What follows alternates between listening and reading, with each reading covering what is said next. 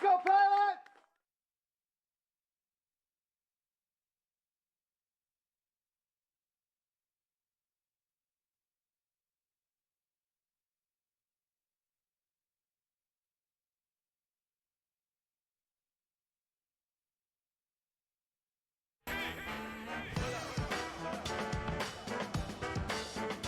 It's another perfect day in the Pacific Northwest for some baseball. It's the series finale between the Portland Pilots and the Utah Valley Wolverines.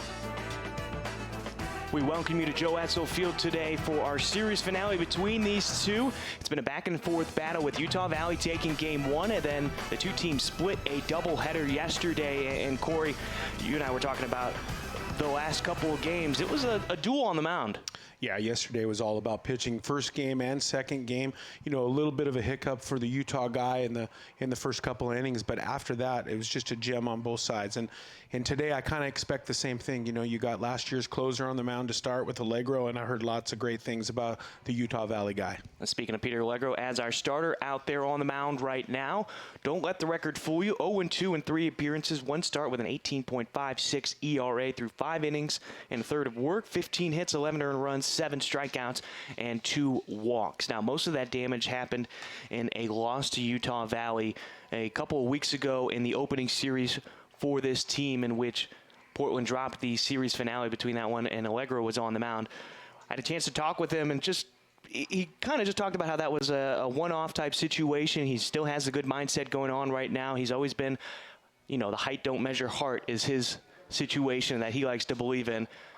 So I have a lot of confidence in him today and going out there and delivering. Let's get you the lineup for Utah Valley. Trey Cutchin leads off. Burke Camper, the DH. Patrick Mills gets the start at first over at third. Callan Halverson will be batting fourth. Daniel Dickinson, the third baseman, batting fifth. Nate Bach out in center field. Luke Iverson, the freshman, gets the start behind the plate. Garrett Broussard takes over at short. And then Cole Jordan is the second baseman, batting ninth, with Jace Burkhart on the mound for Utah Valley when they are out in the field. The first pitch from Allegro, low for a ball. To be 1-0 to start off Cutchin. Yeah, one thing about Allegro, you and I have had a lot of history with Allegro. I mean, we saw him when he was a young buck with the Richfield Raptors when we were working together, and he's always been a bulldog, and that's the big thing about him. And you know, it's early season still, and like you said, the ERA isn't exactly what he wants it to be, but we know he's a big-time guy because we saw it last year down the stretch and at the tournament. I expect Allegro to have a good day today, and I like the move to maybe utilize him in more of a starter role than just bringing him out when you're ahead. Let's get some quality innings out of him, and there's some other good arms down in that bullpen that Lambert has really brought along. So it's going to be fun to see him go more than one inning. Now, last year was kind of an odd situation for the bullpen because they were dealing with so many injuries, so you had a limited number of arms that you could really go to. Now you've got those arms back, and it allows you a bit more flexibility on the back end of your staff. Yeah, 100%. Yeah, and the injuries were the big issue last year. I mean, maybe 2 or 3 guys that they expected to be at the end of the ball game went down, and then here he was standing, and we know he has courage. I mean, we've always called him Bulldog, so. Full count now on Cutchin. He's got 1 hit in this series. He got it in game 2 of our doubleheader yesterday. That was a double. Ground ball hit over to the right side, taken by Gomez, and he'll step on the bag himself. Cutchin is retired for the first out of our game. And that'll bring up Burke Camper, the DH.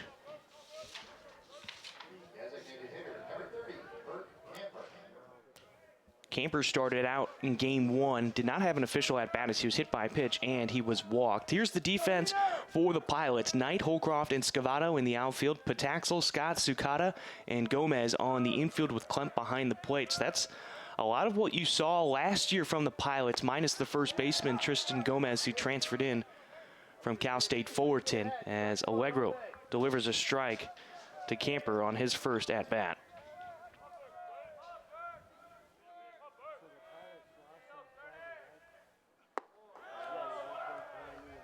Breaking ball right there. Produces a swing and a miss, 0-2. Yeah, one of the nice things about moving from the end of the game to the start of the game is it's a little bit different mentality. You kind of want to start bats early in the game. You want to execute pitches they'll swing at. The Pilots have an incredible defense, and that helps. A high fly ball out into left field is taken in by Briley Knight, and 2 away quickly for Utah Valley here in the first inning.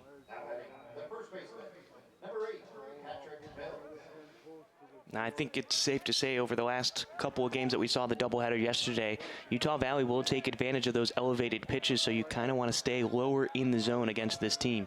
Yeah, they don't miss. They haven't missed up soft, and they haven't missed a mistake up with velocity either. First pitch to Patrick Mills. Fastball for a strike at the knees, 0-1. Mills in game 2 of the doubleheader yesterday went 1 for 3. In game 1, he went 1 for 4 with a double, and he came around to score. Has a hit in every single game in this series so far as he takes ball 1, 1-1.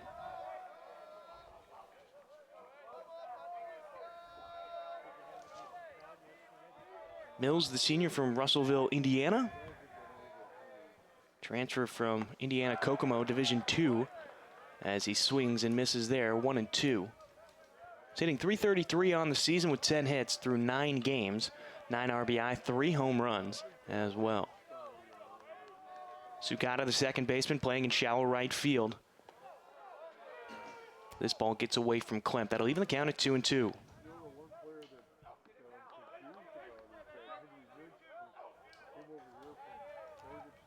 And added on to that start bat mentality, one of the key things for Allegro is to not to kind of do what he's already done, which is every single hitter is 3-2. You know, if we're going to throw 5 to 6 pitches every single hitter, you're not going to be on the mound for a long time. And that's a little bit of a mindset for him because he spent the whole year last year trying to miss bats, not throwing a lot of balls in the middle of the plate. And I'm just telling you that hitters fail. Check swing from Mills. He did not go around, so it's a walk for him, and that'll bring up Halverson.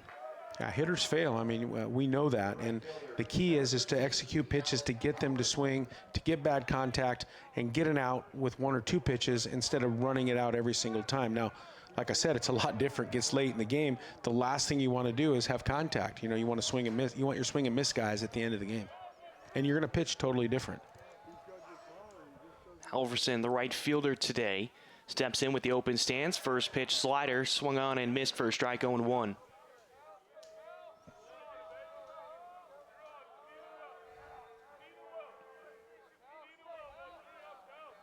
So would you say it almost hinders you if you're trying to paint the corners and necessarily attack the zone then as a starter? It's my belief that starters are allowed to make mistakes. They're gonna. I mean, it's a mentality that you have that, you know, you might walk a guy and you might hit a guy and you might give up a hit there here and there, but the goal is is to pitch 6 innings. You know, the goal would be to pitch 6 complete innings and to give up less than 2 runs. And if I told any arm in that pen down there, you're going to be a starter this year, and every time you go out, you're going to pitch 6 and only give up 2 runs, they would take it. Ground ball over to Scott, fielded and thrown over to Sukata to get the lead runner. So fielder's choice ends the first inning. No runs come in to score as we go to the bottom of the first. Jake Holcroft, Nick Klemp, and Evan Scavato set to lead things off for the Pilots when we return on the WCC Network.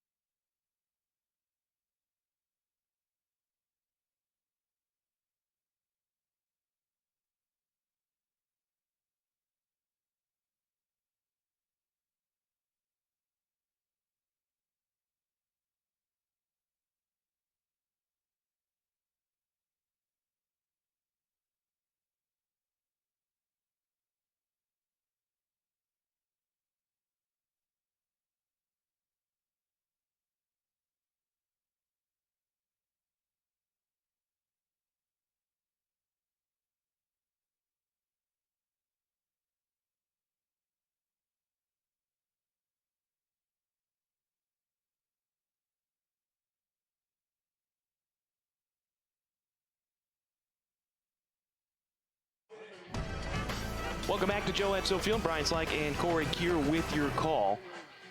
On the mound today for Utah Valley, it's Jace Burkett, junior with a 1-0 record through 2 starts this season and 7 2/3 innings of work. He's given up 6 hits, no earned runs, 7 strikeouts, 2 walks, and has a 1-0 record with a 0 ERA in the early parts of the season. Let's get you the batting order for the Portland Pilots today. We talked about Holcroft leading things off at the end of the last half inning. Klemp and then Scavata will round out the top 3. Knight batting cleanup. Cooney, the DH, batting 5th. Sukata, the second baseman, batting 6th, followed by the shortstop Scott, first baseman Gomez, and then Ben Pataxel will be batting 9th and playing third base. Burkett's first pitch gets away from the catcher Iverson for a ball. 1-0 to start off Holcroft. Dickinson, the third baseman, off the line. Toes almost on the infield grass. Here's the 1-0 to Holcroft. Thought about it, kept the bat on his shoulder, called a strike, 1-1. Brian, I think the baseball that's out there looks like it's one of my baseballs out at Mount Hood. It's awful dirty looking. I was going to say, looking pretty yellow. They might have used some Mississippi mud, or what is that stuff that they have that, they actually sell stuff, and I think it's called Mississippi mud. I'm not really remembering what it's called, but that might be the dirtiest ball I've ever seen. Looks like a Mount Hood Community College BP ball out there. Oh, he's getting rid of it now. He's getting a new one. He's like, I don't like this one. Doesn't look much cleaner, as it's a 3-1 count on Holcroft. Swung on and missed. Oh, the players are checking it out, passing it down the line down there. They probably thought the same thing. Holcroft, ground ball right back up the middle and into center field. The leadoff man is aboard for the Pilots. Now, we saw their aggressiveness in Game 1 yesterday, jumping all over the pitcher to get 5 early runs and get a lead for Portland. Let's see if the Pilots can attack again in the first inning. Yeah, I got a chance to break it down with Coach Loomis before the game. First time I've actually seen him in person this year. And we had a great conversation about this young man right here, Klemp, and his ability to handle the bat. I mean, you can let Holcroft steal and they'll let him drive it in. He can bunt here. He can drag a fice. He really runs. There's just a lot of stuff that Klemp gives you in this situation. Breaking ball outside part of the plate for a strike. 0-1 to start off Klemp. Yeah, and I like him in this spot because of that. I mean, if you've got stopwatch advantage, you can run. If it's a really good arm in the mound, you can bunt. He can drag a fice if he feels better. I mean, just a lot of things he can do. Klemp fouls this one off to our right, now to play. So 0-2 on Klemp. Or he can just hit a 2-run home run, whatever. Whatever works. Yeah. It'd be the first Yabo of the season here. Oh, yeah, we haven't seen one for the Pilots. For the Pilots, yeah, for the Pilots. We have seen a couple for Utah Valley so far. The one gentleman yesterday, tomahawk chopped that ball out of the yard. The 0-2 on Klemp. Holcroft at first. That one stays high above the letters. Portland wearing their purple uniform tops with the pinstripe pants and purple socks. Utah Valley in all gray uniforms. Black soutache down the side of the leg, and Utah Valley in script across the chest in black.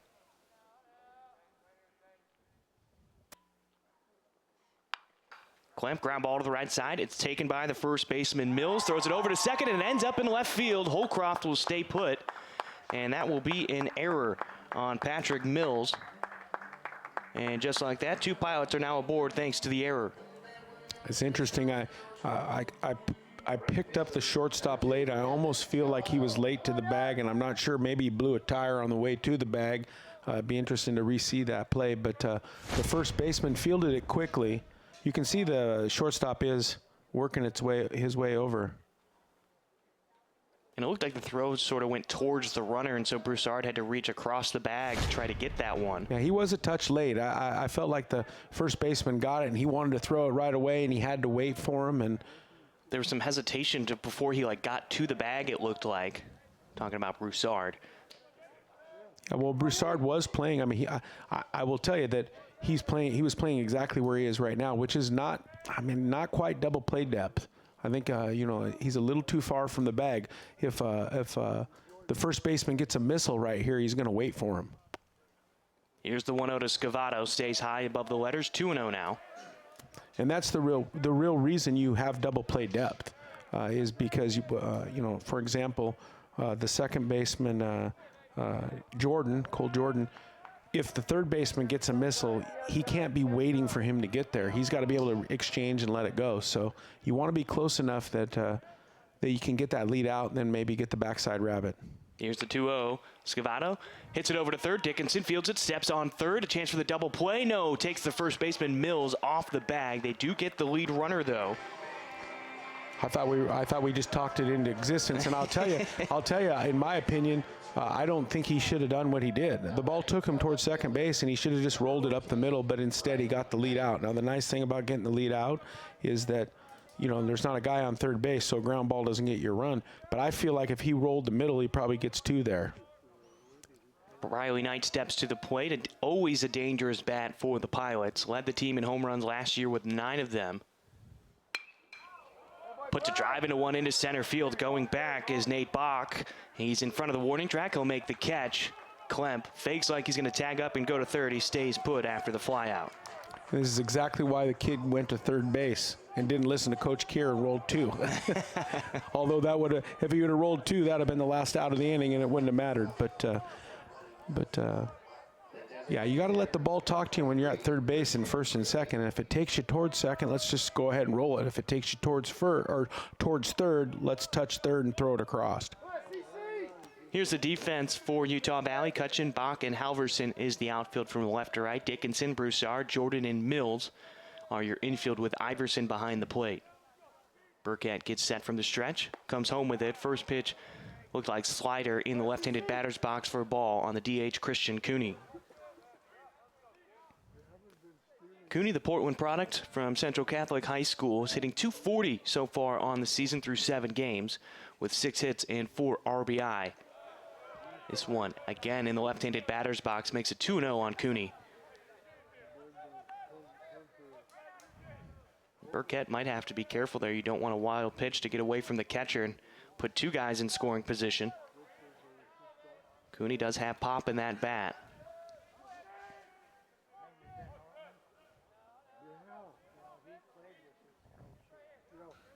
The 2-0, 2 outs.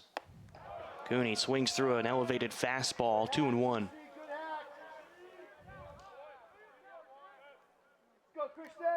Yeah, he's one of the candidates for me that will be the first one to hit a ball out of the yard here at home. I'll circle him for me. Who do you want? Oh, man. 2-1 turns into 3-1 as another slider just off the plate from the far side of the bat of Cooney, 3-1. Man, I don't know. I'm a Knight guy. Okay. We're gonna go 2. Okay. Okay. I'm gonna go with Ben Pataxel.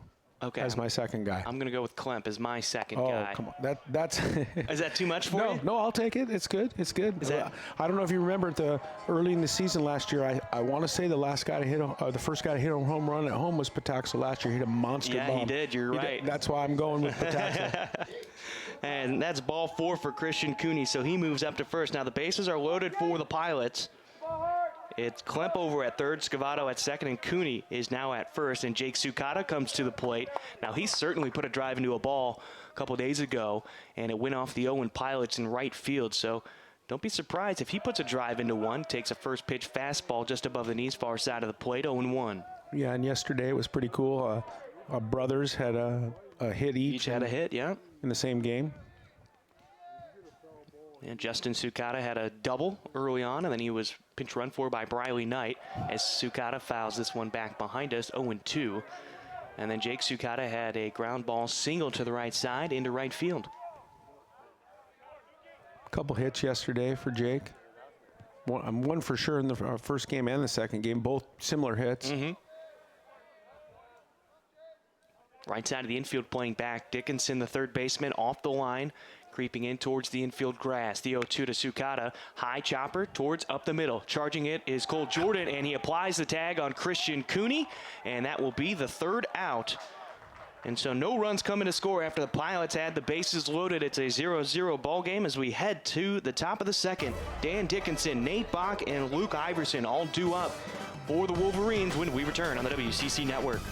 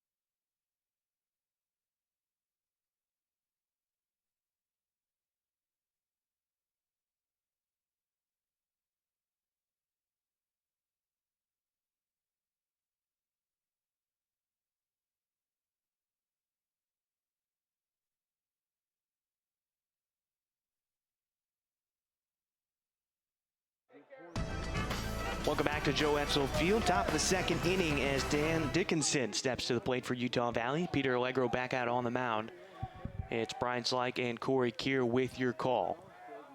As Allegro gets set from the stretch, ready to go. First pitch swung on, hit into shallow right field. Sukata drops back, and now he's going to be called off by Evan Scavato.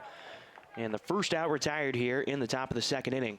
Now, Corey, you and I were talking in between this half inning right now, and the tag applied to Christian Cooney, and you thought, hey, maybe you put on the brakes and force a throw? Yeah, 100%. And you know how much I love Christian Cooney. Oh, yeah. I think he's a great player. One of the issues with that play is, he didn't practice what I think is the number one absolute of being a great base runner is you have to see the baseball. And in that situation, that was a tough play. And I'm going to tell you why it was a tough play. The young man had to come in on it. You had Sukata on a jailbreak pound ball into the ground. If Christian stops, then this young man has to field the ball and throw the ball to first base with a jailbreak left-hander in the box. And I'm going to tell you what would happen. Everybody would have been safe. 100% when he got back to the dugout, we know how great the pilots run the bases. I saw Coach talking to him and saying, and I know what he said, you got to throw the anchor there and not get tagged. You don't ever run into a tag. So good learning point early in the year for the guys. And if you're listening out there and you're a baseball player, never run into the tag and always see the baseball. Well, it makes me think of not running into the tag. Makes me think of that wacky play that Javi Baez was a part of a couple years ago, and that was even weirder because it was down the first baseline, and you could have flipped it right there as Allegro gets the strikeout. Well, and that's my point. A lot of things can happen by just not allowing. The only play that I think would have happened, and I could be wrong, the only play that would have happened there is to get an out would be to catch and tag. Here's a look at the strikeout. Great location right there, dropping out of the zone last second.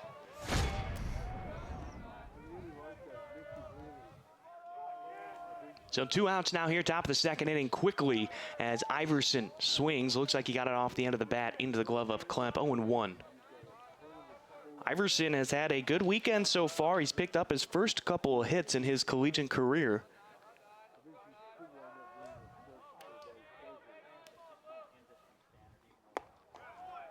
Another slider from Allegro, 0-2 now.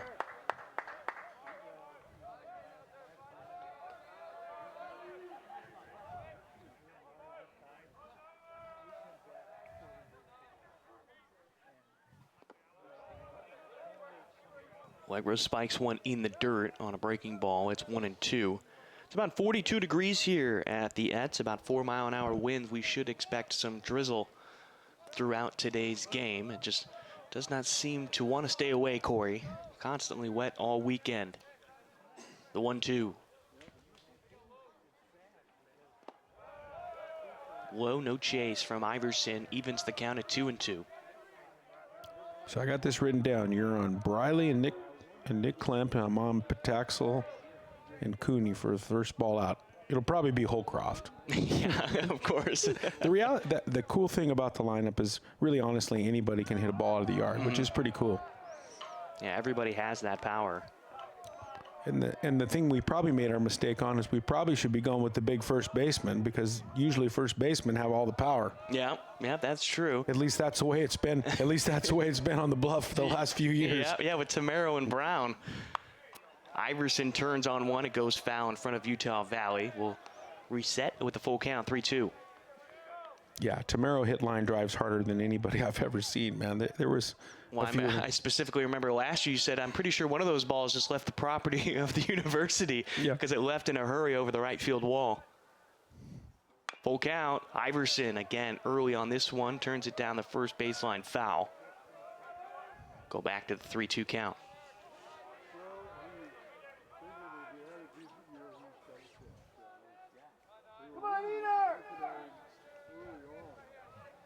Not much movement from the outfield of the Pilots here. Full count, 2 outs. And ball 4 issued to Iverson. So back-to-back innings where the first 2 outs are recorded and then a walk. And that'll bring up Garrett Broussard. And Broussard is the man who hit the solo home run yesterday that gave the Wolverines a 1-0 win in Game 2 of the doubleheader. And this is kind of what I was talking about with Allegro. In that situation, you get 2 quick outs. The best thing you can do after 2 quick outs is quick contact out instead of pitch around him and then 6 pitches. But, you know, he's going to get used to this role. This is probably something he hasn't done since high school, really. Yeah, I mean, since he's been here on the Bluff and we've been calling games, he's been coming out of the pen most of the time. Now, when he was in Ridgefield, he did start games. This one missing low for a ball to start off the at-bat for Broussard, 1-0. But that was 2019. Yeah, that was 4 years ago. Good night. That's a long time ago.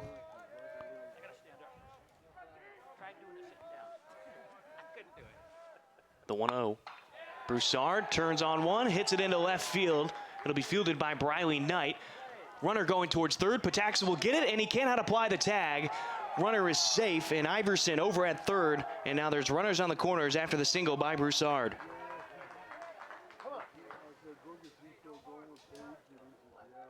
Pretty risky base running right there. You know, you want to do everything you can to get to first base with any out, anything you can to get to second base with 2 outs, and anything you can to get to third base with 1 out. You got 2 outs and you took a ton of risk. I always know you said you don't want to make the third out over at third. Yeah, it's a ton of risk. Now, I'll tell you what, the one thing I'll give the kid credit, it was down the line with the left-hander, and there is a lot of coaches that'll say, any pull ball, we're going to try to get an extra 90 on you. They'll hustle doubles, second base on, of course, what am I talking about? He's not left-handed. He's right-handed, so. Cole Jordan is the man up at the bat right now. He had a home run back in the 8th inning of the 6-2 win for the Pilots in Game 1 of the doubleheader between these two yesterday. So he too can swing a big stick for the Wolverines with 2 runners on right now and 2 outs. Early pressure situation for Allegro on the mound. Runner going for second. Klemp comes up throwing. And Scott can't get it out of his hand, so 1 run will come in and score, and Gomez drops the throw from Scott, so both runners are safe. Broussard moves up to second, and Iverson comes in to score, and the Wolverines have an early 1-0 lead. Yeah, just a little first and third offense. You know, they were pulling up short on the steal, and it looked like the Pilots were thinking to get the out at home, and then they hesitated and then dropped the ball. Yeah, it seemed like Scott was going to come home, but he couldn't get a grip of it out of his glove. And then tried to apply the tag. Threw it over to Gomez, and it just missed his glove. So another runner in scoring position at second with a 1-0 lead. Jordan, no chase on that pitch, low and away, 1-0. And hey, the kid taking the risk, going first to third. Now I'll just tell you that, you know, just sitting here thinking about that again, the thing I want to tell you is the outfield rules and relays, any ball that's play side, Briley's coming to third, so you probably wouldn't go first to third because it was on the play side. So it was huge risk, and it ended up taking making it an opportunity to score. Eddie's out thinking that he balked when he came off the mound, but he didn't. That's the 2 umpires, Tim Vesey behind the plate, and Cole Allenbrand, the third base umpire, briefly talking there. 2-0 on Jordan. Allegro missing low again.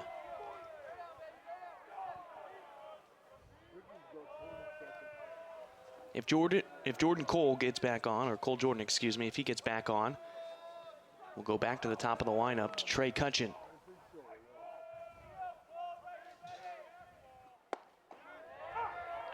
Strike called on the 3-0 pitch to get the first one in this at-bat, 3-1.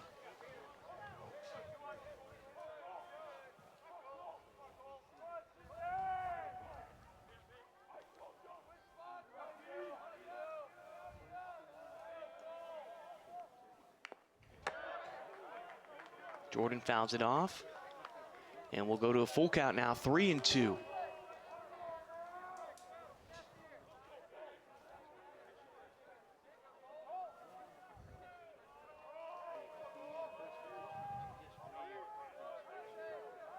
Sukata keeping an eye on the runner at second. Breaking ball, got jammed inside. It went down the first baseline, but foul. Pops over the bare hand of Gomez in foul territory. Will reset with the 3-2 count.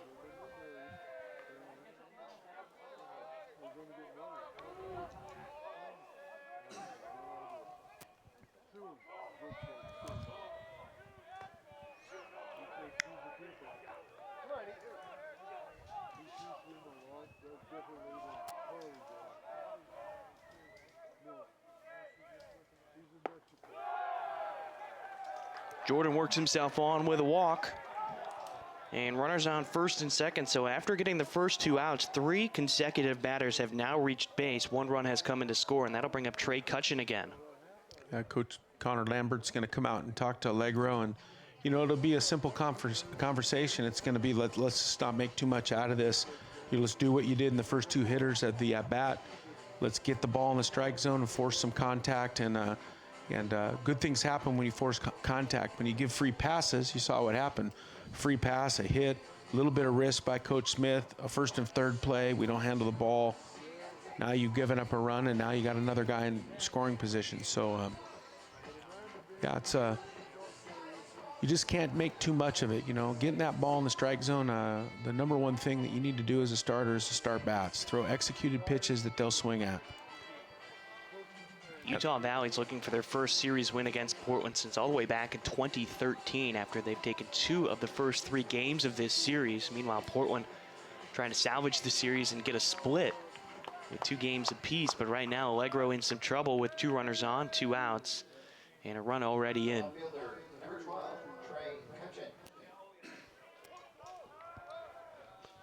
Cutchin grounded out to Tristan Gomez. His last time up, Gomez stepped on the bag himself.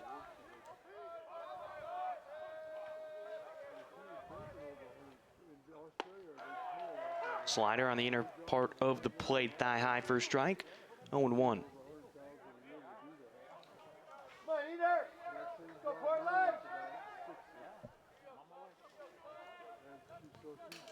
Cutchin 1 for 12 in this series with a walk.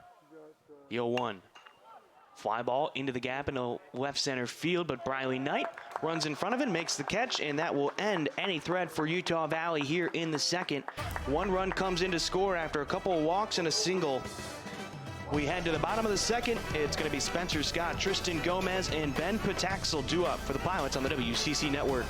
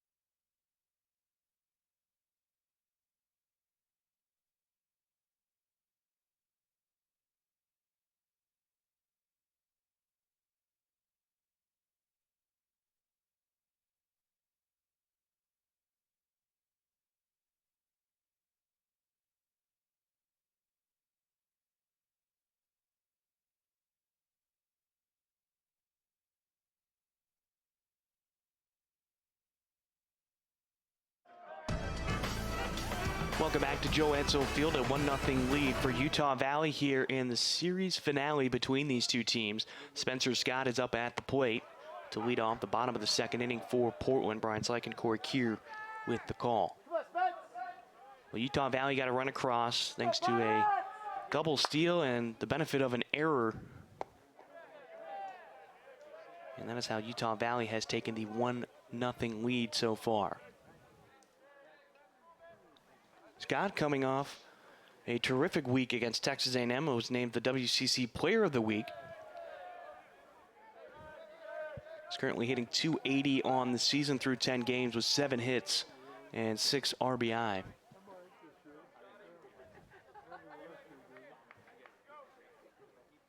Gomez is on deck after Scott. Ground ball over to Broussard at short.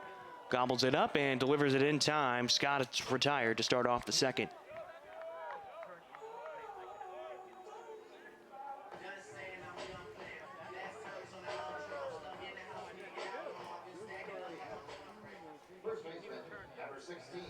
Tristan Gomez now steps to the plate.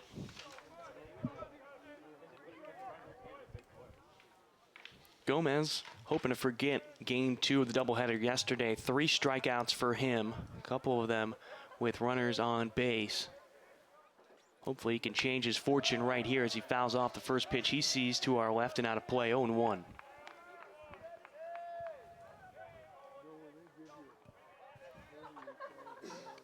Standing at 6'5", the junior from Omaha, Nebraska. Takes ball 1. 1-1 on the count. That'd be kind of a cool place to grow up, huh? You get to see a lot of good baseball, that's for sure. Bet you he's been to a few of them. The 1-1. High fly ball up in the air into left field. Dropping back is Cutchin in front of the warning track by about 10 feet. He'll make the catch. And Gomez is retired on the fly out.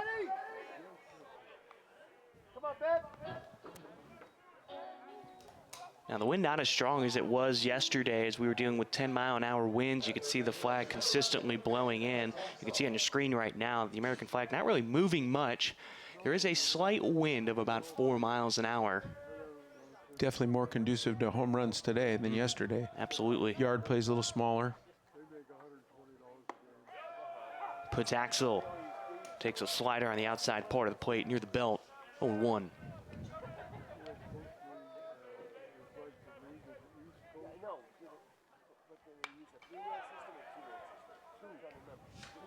If he straightens that one out, Corey, maybe you might get that first one.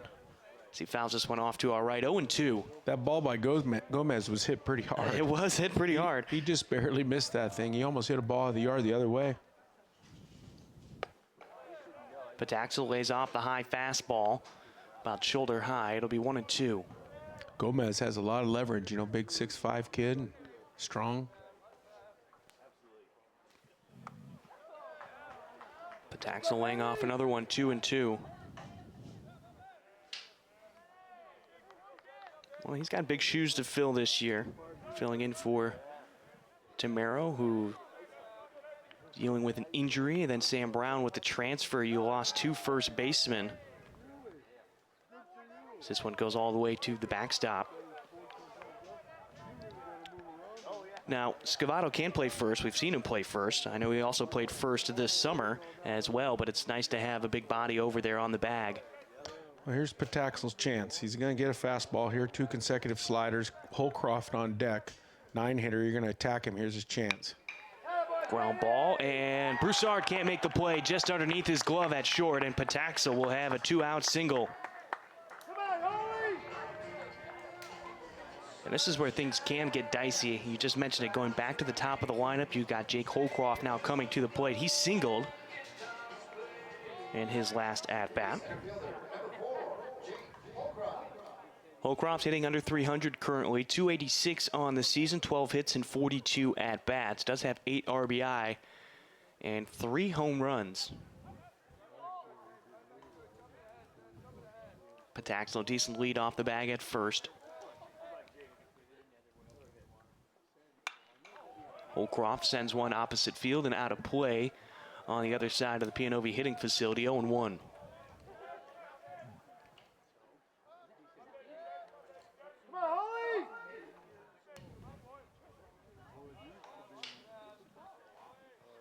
Holcroft was a preseason selection for the All-WCC team.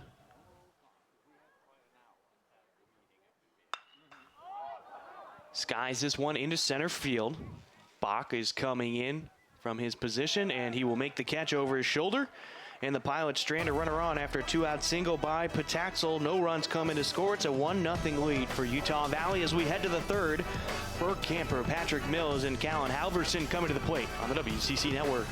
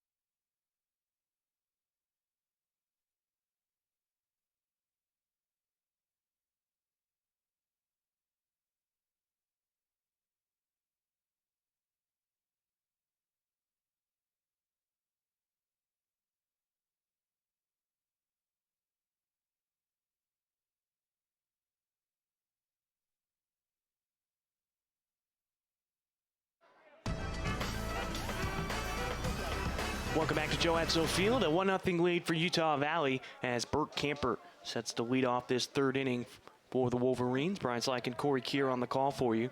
Allegro back out on the mound. First pitch, check swing from Camper. He went around though. Easy call, 0-1.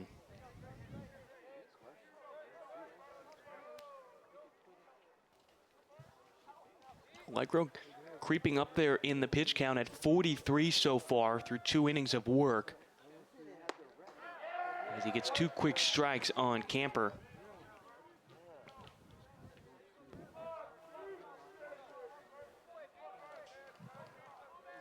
Camper, the transfer from Towson.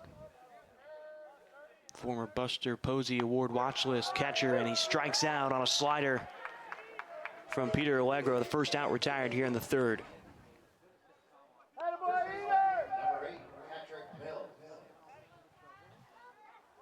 Patrick Mills stepping to the plate. Had a good series so far, but between these two teams, a hit in each game. Double and a couple of singles for him.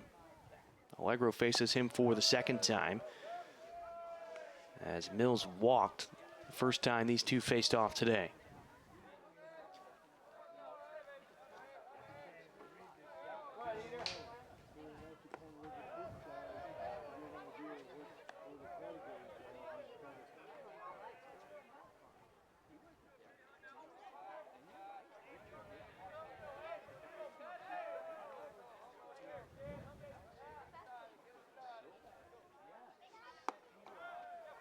Allegro gets the backdoor slider in the zone, 2-1 to get that first strike on Mills.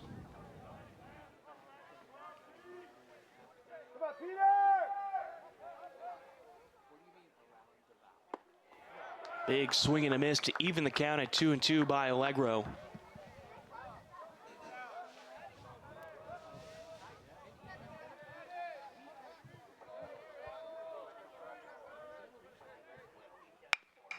Ground ball hit to the right side. Sucata is playing in shallow right field, able to get over to it, bounces it into Gomez, and they get the out on Mills. Close play at the bag, and Michael Goebel, first base umpire, punches him out. So 2 away quickly for Allegro. As we've discussed over the last couple innings, though, he's gotten those first 2 outs, and then he's had trouble getting that third out. Here's another look at that last play. That's pretty darn close right there, Corey. Hard to tell, but if you look at that replay, he's right. Goebel's right on top of him. Yeah, he is. I mean, he's got his, and he's in a great position, and you can use your eyes and ears right there. You're going to hear the pop of the glove, and you can see the foot of the runner. No matter what he calls, you know, that's one it's hard to argue when he's in such great position. Yeah, he was in the best spot that he could be in to make that call. Not much you could argue there. The 1-0. Slider in there for a strike. My experience as a coach, I see the strike zone the best from the bucket that I'm sitting on. Your strike zone's always perfect. Yeah, of course it is. The 1-1. Ground ball down the third baseline, goes foul, touched by Pataxel for a strike. It'll be 1-2. Yeah, it's an interesting conversation to have. You know, Major League Baseball, AAA, everything's going to artificial intelligence, and you know, quite honestly, I don't like it. Like I understand that at the highest level, you need to have perfection, I guess, but I think the umpires, you know, the game of baseball is like a really good reality TV show, in my opinion, and the umpires are part of it. Mm-hmm. And you know, I would hate to see the game go to a completely, you know, you touch the bag and it's all automated and there's a robot behind, and just the personalities and the work and the effort that these umpires, you know, they put in. Well, I heard that some of what the players would like is they'd still like the human element of having the umpire there to make some calls, especially when there's a play at the plate or over at a bag, but having the ability to correct a strike call or a ball call immediately if it's wrong is what some players would like. Yeah, I just don't know about that. It'd be, you know, it's kind of tit for tat right there. Yeah. It's what are you supposed to do with that? Yeah, I mean, Yeah, it's a difficult situation. I personally love the part of umpiring that is that it's going to happen. They're doing the best job they can. They're no different than the coaches or the players or anybody else. They're doing the best job they can, and and maybe just have some challenges or something. But to just really get ticky-tacky about balls and strikes, every umpire has there's 3 strike zones. The first strike zone is what the book says it's supposed to be, and then the second strike zone is what the umpire will call that day, right? And then the third strike zone is the one that the hitter can hit. So that has always been something about baseball. It's incredible, and. Yeah, I just hate to see it just turn into complete, lip syncing. It'd be like a recording artist. You go to a concert, recording artist goes in, does the perfect recording artist, and then they stand up there and fake it. No one, I wouldn't want to watch that concert. No, not at all. And that's what they're asking us to do, Runner win for second. Halverson will have to go back to first as Dickinson spoiled that pitch. We'll go back to the 1-2 count. Are you okay with the pitch clock? Or are you against that too? No, I like the pitch clock. It's a little uncomfortable watching professional baseball. Yeah, I agree. That 15 seconds is really tight. I've watched, coached in 2 college games, and I've watched. This will be my 3rd college game that I've called with you, and there's been no pitch clock problems. The athletes understand they just got to get in and get going, and I think it makes. I mean, yesterday we played what?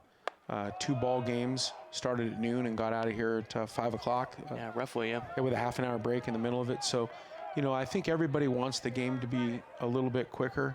But the pitch clock doesn't bother me. The 2-2 from Allegro on Dickinson. He'll throw over to first. Now, I did see Max Scherzer actually take advantage of that the other day as he was on the mound. He was in the set position long enough that made the hitter uncomfortable. He called time, stayed in the same position, and then the batter got in, and immediately Scherzer pitched, which was a legal pitch for him, and he used the pitch clock to his advantage. Ground ball over to Scott, throws it over to Sukata, and that will be the 3rd out of the inning on a fielder's choice. No runs coming to score after 1 hit batter. We head to the bottom of the 3rd. Klemp, Scavato, and Knight to the plate when we return on the WCC Network.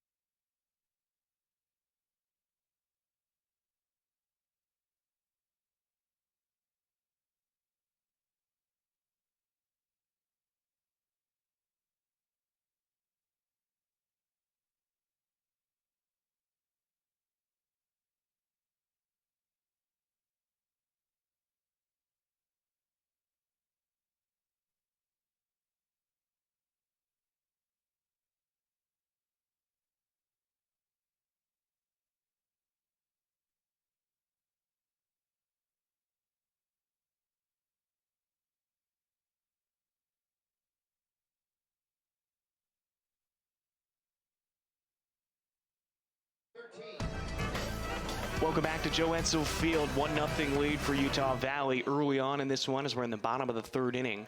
Nick Klemp leading things off for the Pilots as Jace Burkett has done a terrific job on the mound for Utah Valley. Very impressed with the Wolverines on the mound throughout this entire weekend. Well, in all facets of the game, really. I mean, we said it in the opening on the television game yesterday. This is an Eddie Smith coach ball club, and, they're a program on the rise like Portland. Maybe a couple, behind Portland a little bit, but on the rise. And they're out getting guys that can play the game correctly. And, it's what you expect. High chopper towards short. It's cut off by Dickinson, the 3rd baseman, and the throw takes Mills off the bag, and the ball goes out of the glove. So Klemp will be safe after the throwing error.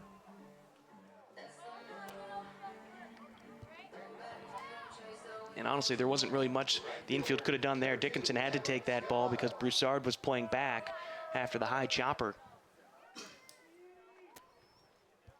The Corey, yesterday we were talking about manipulating the shift and how some teams are doing it, moving the left fielder over to shallow right field and then having your center fielder and right fielder just sort of roam the outfield as Scavato takes ball 1 in the left-handed batter's box, 1-0. And you think that could possibly lead to other somewhat loopholes in the system, whether it's around the pitch clock or even in the shift? Well, we talked yesterday about how coaches and players always find ways to manipulate. Well, you got the step-off rule this year where you can step off once, and then if you step off, you have to throw it.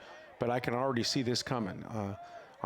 Your pitcher steps off, and that's his one time, and then the next time he wants to step off and he's uncomfortable, he just steps off and shakes the ball and say, I need a new ball. And how many times it's going to reset the clock? You know, and how many times are they going to be allowed to get it? Is there going to be an exception to the, or you're only allowed to get 1 ball per batter? And then the other one is, I was trying to think of the other one that we were talking about. Oh, I remember the hitter. You're not supposed to come out of the box. Well, we're going to have the most dirt in the eye in the history of all hitters this year. When they take a big swing and they want to get a deep breath, they're going to act like there's something in their eye. It's coming. And that's what happens. So there's always manipulation to rules. The 3-0 to Scavato, and 4 straight pitches leading to a walk for Scavato. And the first 2 runners are now on base for Portland.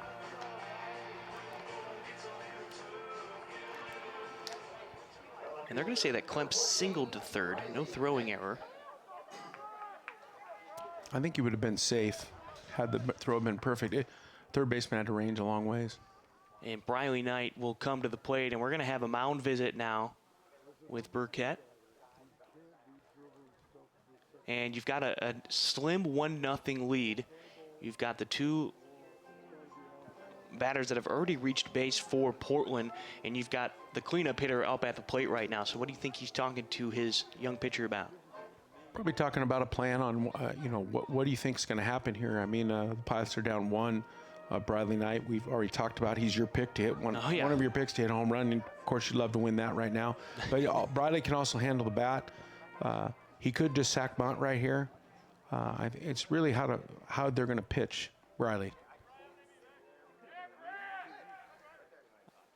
I mean, with that modified shift that they have put on, Broussard, the shortstop, is almost directly behind the bag at second. Dickinson is off the line at third. And there's a big opening on that left side. Where Dickinson's playing, for me, it's an automatic bunt. I just think if Briley gets it down even remotely towards third base, everybody's safe. Yeah, exactly. But I think they're trying to force him to bunt. Burkett fires a fastball, outer part of the plate, creating a miss from Knight, 0-1. It seemed like a challenge fastball right there on the outer part of the plate. We know Knight can send it to the opposite field.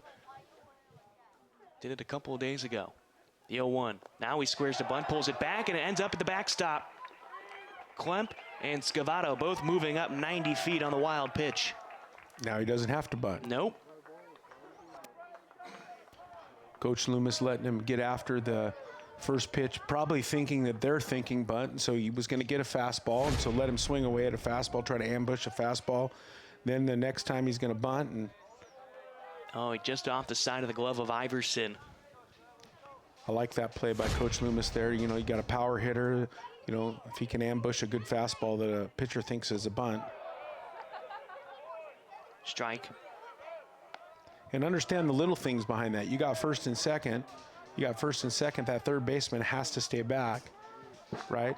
Where does Bradley want to bunt it? He needs to bunt it to first base, so we got to throw a fastball in. Coach says, we're not bunting on the first pitch. We're going to let Bradley try to ambush a fastball in, which I like. Then force him to bunt. Check swing. No appeal down to third. So it's called a ball, 2-2 on Knight.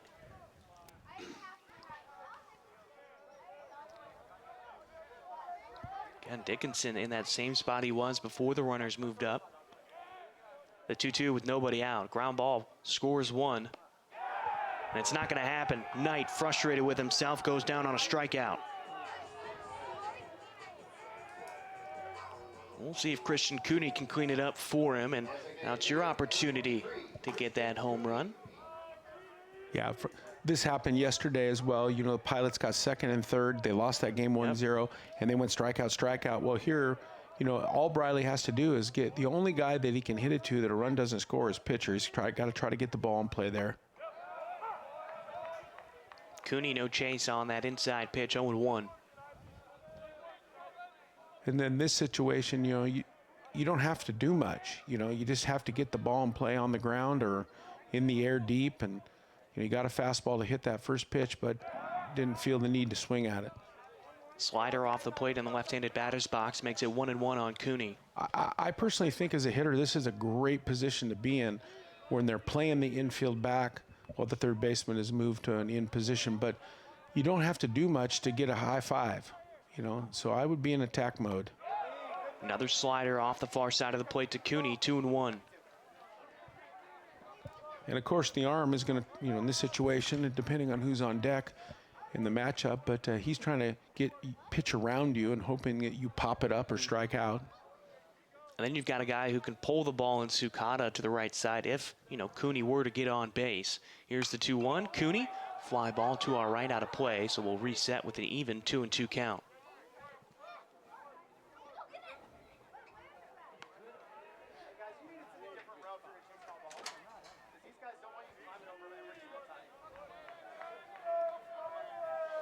Pilots looking to score their first run since the 8th inning in game 1 of the doubleheader yesterday. They got shut out 1-0 through 7 innings of work in game 2. The 2-2. Cooney puts one into center field, dropping back is Bach, and he'll make the catch over his shoulder. Tagging from third is Nick Klemp. He'll come in and score, and it's an RBI sac fly for Christian Cooney, and that ties us up at 1 apiece. It's a great job by Cooney. Right there to get a ball in play, get the run, and my favorite thing was my favorite thing about the whole play as a coach is the base running by Evan Scavato at second base. Remember, we talked about we're not going to take a whole lot of risk and try to get to third base with 2 outs, and that's a 1-out extend situation, and that's what he did. He extended instead of tried to tag and risk that out. He's still got a hitter here that can get a ball in the outfield and score a run. You get thrown out at third base, the inning's over. So. Great job by Cooney, and of course, great base running by the Pilots. First pitch called a ball to Sukata. It's 1-0. Sukata hitting to a fielder's choice last time. 0 for 1 on the day. Off speed inside. It's 1-1 after that strike.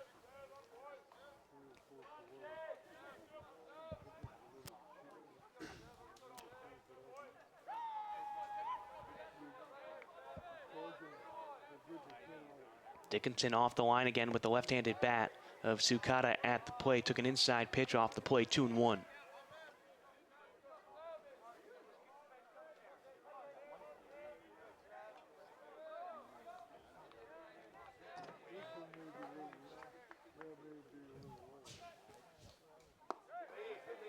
Sukata taking ball 3 near the feet.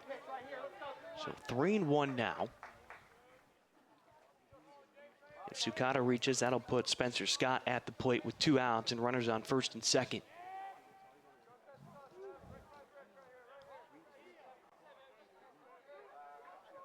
A 1-1 ball game as the Pilots just tied it up on the sacrifice fly.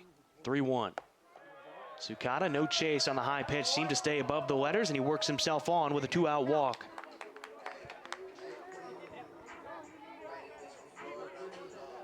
Yeah, one thing I noticed about the Pilots with the climb over the last 5 years, and what a great job Coach Loomis has done, and the staff and the new facilities, is you're starting to see a lot more alumni out at the park.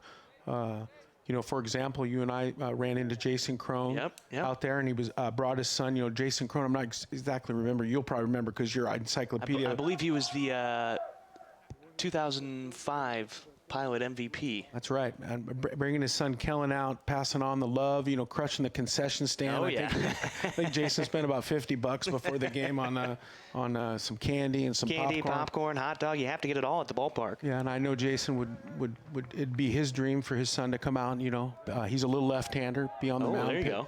Pitch for Coach Loomis someday. But yeah, you're just seeing a lot more alumni coming out because it's just great baseball. After talking with his coach, Scott takes strike one on a slider far side of the plate, 0-1. You know, having the alumni come in, it just creates a whole different atmosphere in the stadium, getting that support from past members. Scott lines one over to short at Broussard, and he sticks his glove in the air and snatches it. And that'll be the third out. 2 left on, but 1 run does come in to score. And it's a 1-1 ball game as we head to the 4th inning. Nate Bach, Luke Iverson, and Garrett Broussard coming to the plate next on the WCC Network.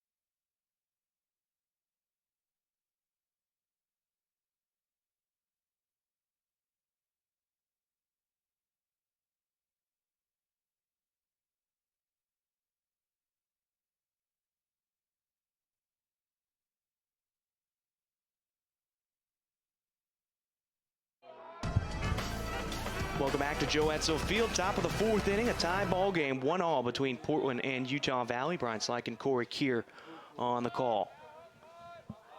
Pilots just tied it up in the bottom half of the 3rd inning. Utah Valley now trying to reclaim that lead. Allegro back out on the mound. Gets a swing and a miss from Nate Bach, who's 0 for 1 today with a strikeout. Bach, a sophomore, hitting .206. He's played in all 11 games so far this season. 7 hits, 2 home runs, and 2 RBI.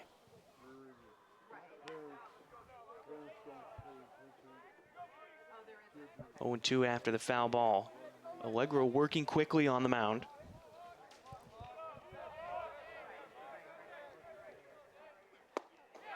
Big strikeout right there to start off the 4th inning, and back-to-back Ks against Nate Bach. Have you noticed how he settled in ever since Coach Lambert came out and talked to him? I mean, we all know the job that Coach Lambert's doing, but he just picked the right time to just kind of go out and explain to him, you're making this a lot bigger than it is. We're not trying to close the game out. We're trying to extend the game and get it going. And ever since that visit, he's just been attacking the strike zone and getting outs quick and minimizing the pitch count. The pitch count over the last inning and a half is a lot less than the first inning and a half.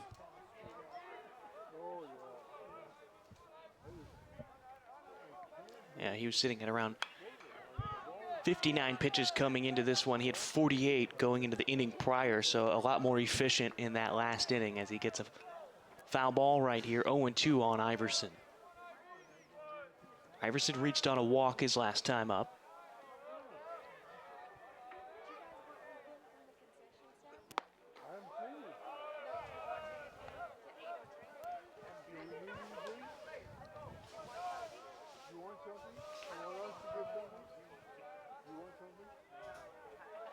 The 1-2, 1 out. Punched him out, backdoor slider. Gets him looking. 2 strikeouts here in the 4th, and that'll bring up Garrett Broussard. Seemed like he tried to set him up with that fastball away the last pitch, and then he came back with a slider on the far side of the plate. Yeah, really good pitch here. Yeah, just about at the knees. Clem able to get it up to get the call. Allegro missing high on a fastball, shoulder high on Broussard, 1-0.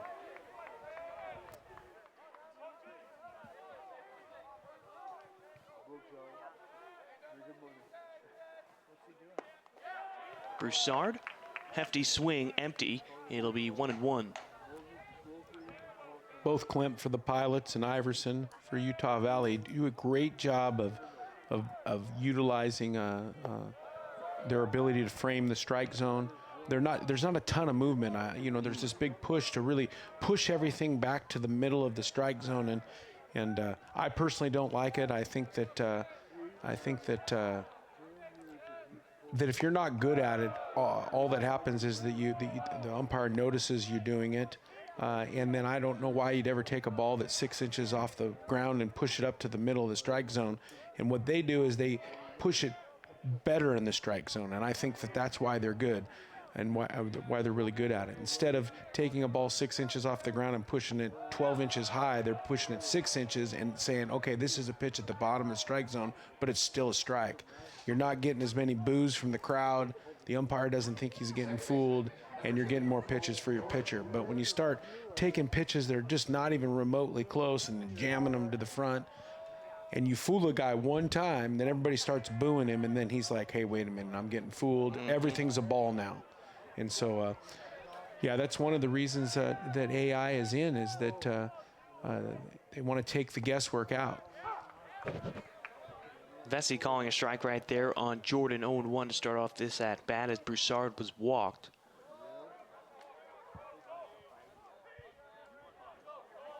Now, if I remember correctly, we've talked about catching in the past. As here's a chopper over towards third. Pataxo plays it high in the air. And did he get him out? He does. He got him out over at first. Bang, bang play. We'll pick up that conversation on the other side. One left stranded, no runs come in to score, and we still have a 1-1 ball game. We head to the bottom of the fourth. It's the bottom of the lineup. Gomez and Pataxo, and then Holcroft when we return.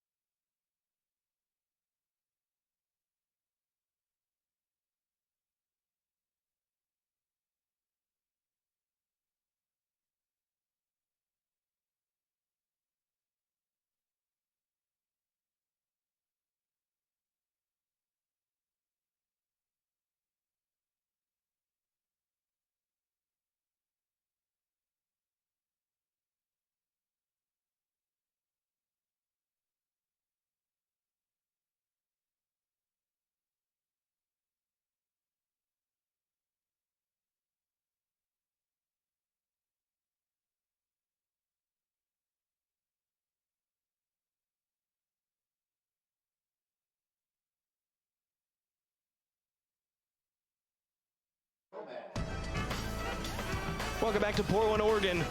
It's a 1-1 ball game here in the bottom of the fourth inning. Brian Slack and Corey Kier with your call. As Tristan Gomez steps to the plate first here in the bottom of the fourth, fouls off the first pitch, and it'll be 0-1.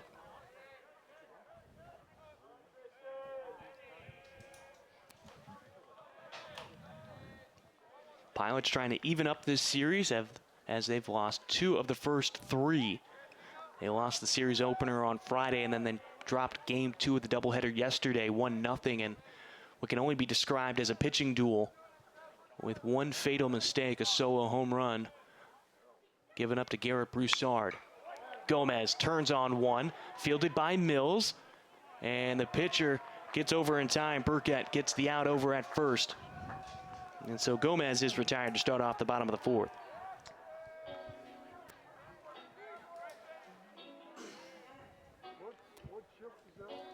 Now Ben Pataxo comes to the plate, the junior from Renton, Washington, the O'Day High School product.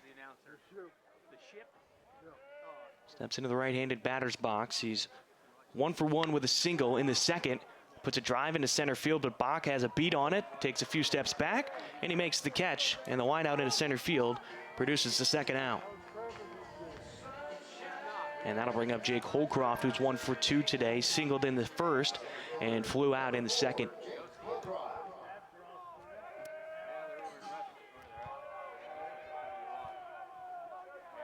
Yesterday we saw the approach in game 1 of the doubleheader. The Pilots are just jumping all over those first pitch fastballs, and it doesn't seem like it's necessarily the same approach, but I will say that Burkett's doing a good job of mixing up that first pitch that he throws to the Pilots today. Back up the middle by Holcroft, his second single. And the Pilots have some life with 2 outs here in the bottom of the 4th. Man, I'll tell you what, it feels like if you looked at Holcroft's spray chart over the weekend, every single ball has gone right through the pitcher's ankles. He's just been hitting missiles right back at the pitcher. And you're locked in when you're that guy. Doesn't matter the pitch, doesn't matter the location, just hitting missiles back at the pitcher. Nick Klemp steps into the batter's box, arguably the most dangerous hitter, at least most consistent with the .512 average coming into today, playing in 10 games. Holcroft is going for second. Iverson comes up throwing. Jordan's there, and Holcroft got his hand in there. He'll be safe with a stolen base. Holcroft's first stolen base attempt and stolen base on the season. Yeah, I love it. Love the pitch, the call to go early. You know, probably assuming that Utah Valley was going to throw a breaking ball there, not start him off with a fastball since they've been ambushing fastballs, and go ahead and get Ricky running on a breaking ball. And there's that soft throw that I was talking to you about yesterday that we saw in game 1 of this series. Because you have to, if you step off, you have to throw. Is that what you were saying yesterday, Corey? Yeah, and that's exactly what happened there. He didn't want to waste his free step off, so he just threw a long hop. And maybe, who knows? I mean, we talked about throwing it. You're allowed to throw it to the base they're at or the base that's forward. And I'm just waiting for the guy to step off and throw it to the third baseman.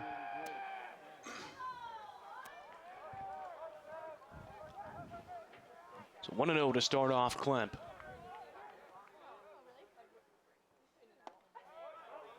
Slider stayed high, broke late. Ball 2 on Klemp. I probably should. I keep saying let Ricky run for all those for all those very young baseball fans out there. I'm talking about Ricky Henderson. Yeah, I knew who you were talking about. Klemp fouls it off behind us for a strike. 2-1. Yeah, in that situation, you know, Holcroft's a rabbit. Always is a threat to steal.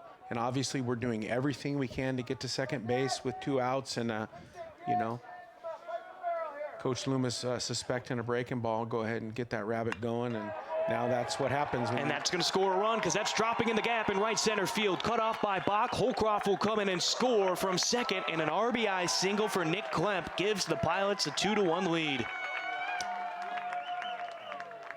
And that's exactly what speed can do on the bases.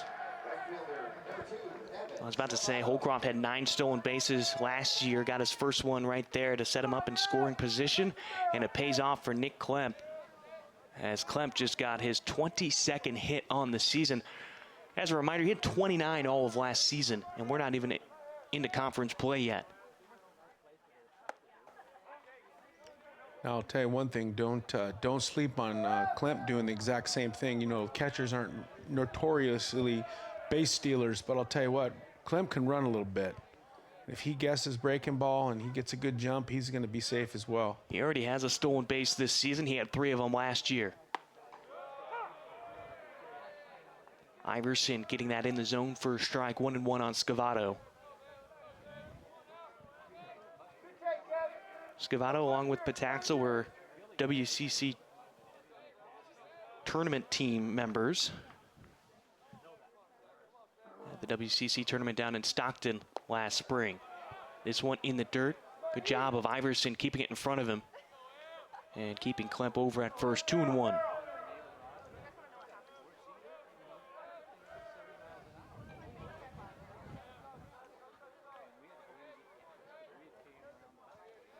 Klemp's got a decent lead over at first.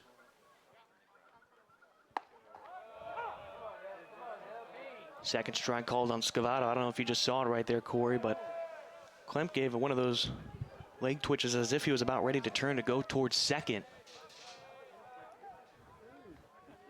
Just took his secondary, though. As Burkett gets set from the stretch, first base side of the rubber. 2-2, 2 outs. Scavato swings at a high fastball, and Utah Valley will get out of the inning, only giving up 1 run, but it's the Pilots who have the lead now as we head to the 5th, 2-1.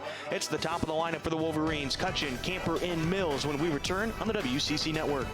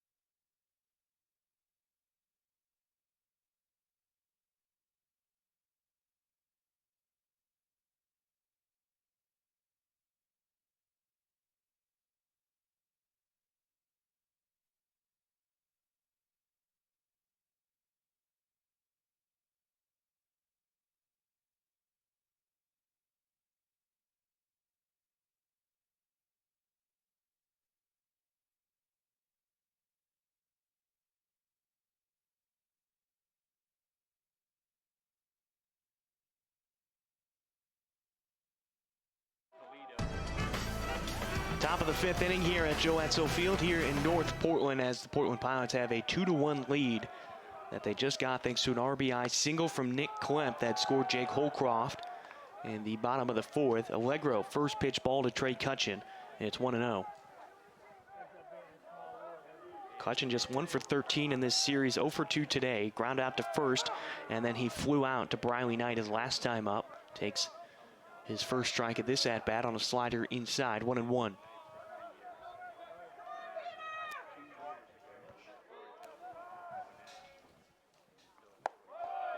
Backdoor slider didn't break into the zone.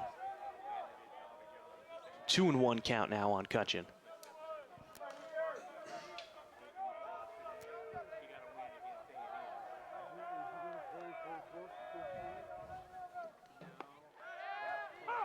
There the slider caught the outside part of the zone. 2-2 on Cutchin.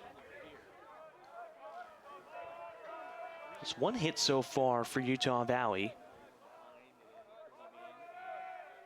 That was by Garrett Broussard, who singled into left field. Cutchin, ground ball to the right side. Sukata ranges into the shallow outfield, and his throw takes Gomez off the bag. And Cutchin will reach on the throwing error. Uncharacteristic of Sukata to have the wide throw from second. We've seen him man that position for the last few years, and he just seemed to let go of that one early, and it brought him off the bag. Yeah, it wasn't a super great throw, but I feel like Gomez might have been set up and stretched early. It looked like a little bit live. I missed the replay. I was actually looking out on the field, but live, I felt like he was stretched to a certain area, expecting just a perfect throw, and then he had to reach and come off the bag. And that's exactly why when you play first base, you need to face the baseball and wait till the ball's in air before you take your glove and your foot to the stretch position.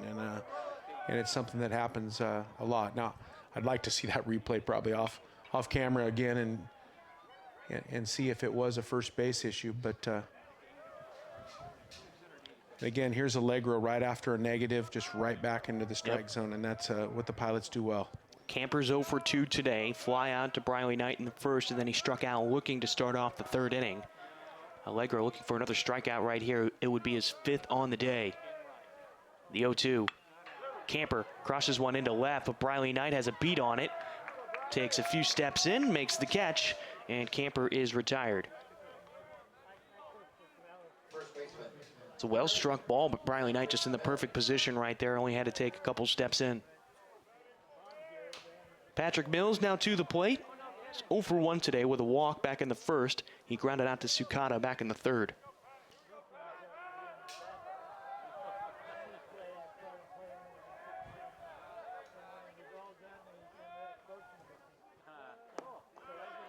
Mills swings at a low fastball from Allegro, 0-1. Cutchin over at first has 1 stolen base attempt on the season. It's 0 for 1. Had 3 stolen bases last year for the Wolverines. Not a very big lead over there. About 6 feet off the bag when he does have his lead off.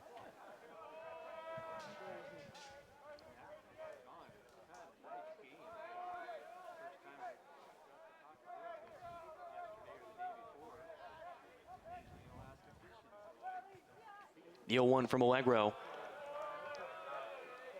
Missing the bottom part of the zone. That'll leave the count on Mills.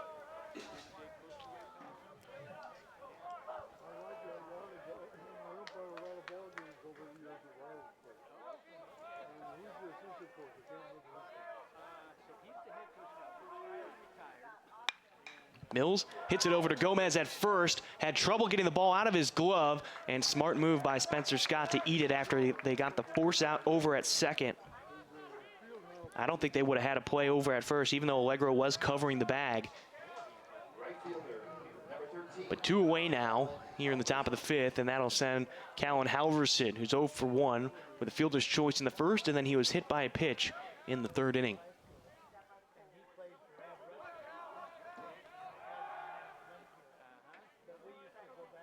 And there's Allegro's step off.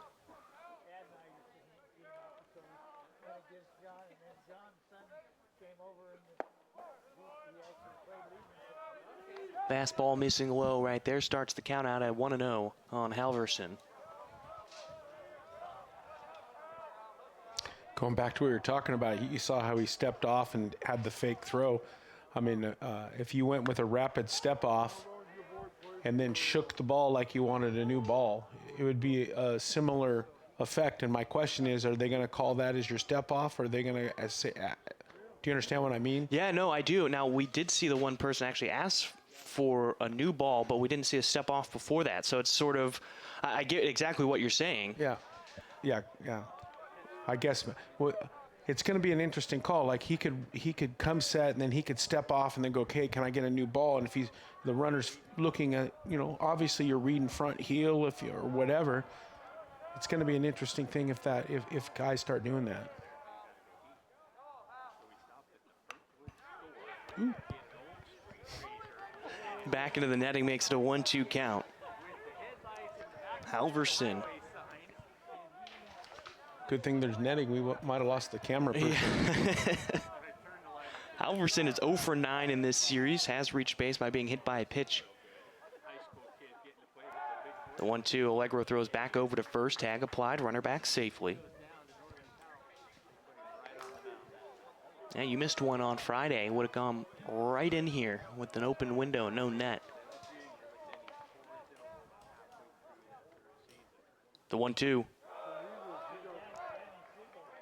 Looked like a good challenge pitch, but no chase from Halverson. 2-2. Do have an arm up in the bullpen for Portland. Looks like Rembez to me. It is. Tall drink of water, left-handed. Halverson, ground ball that goes foul towards the third base coach's box. So we'll reset at the 2-2. There is an arm, Devin Smith warming up for Utah Valley.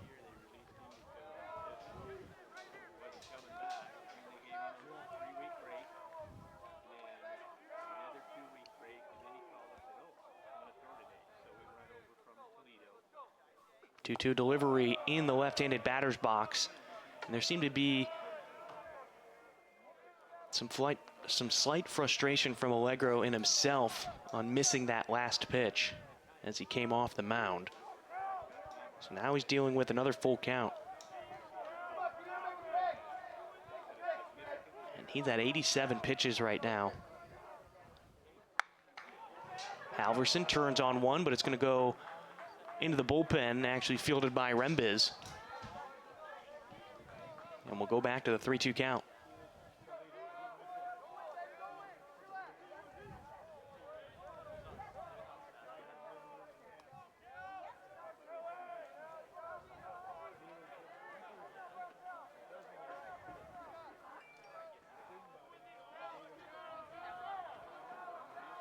Pilots trying to prevent losing their first series of the season by getting a victory today. Runners going. Halverson strikes out. Doesn't matter.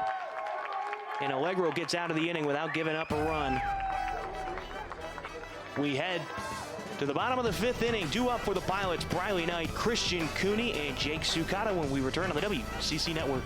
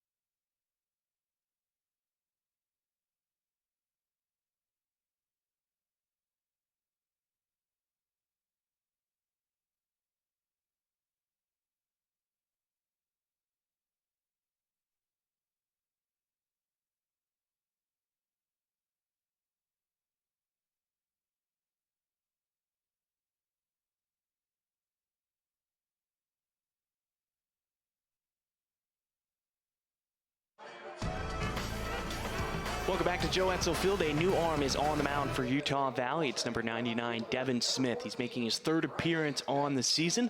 Has a 2.70 ERA through 3 1/3 innings of work. 3 hits, 1 earned run, 5 strikeouts, and 2 walks. He'll face Briley Knight. First pitch is a fastball low and away, almost in the right-handed batter's box. Last season, though, Smith made 14 appearances, 11 starts for the Wolverines. He went 1-4. But he led Utah Valley in strikeouts with 47 through 60 innings of work. Knight turns on one but goes foul before first base, 1-1.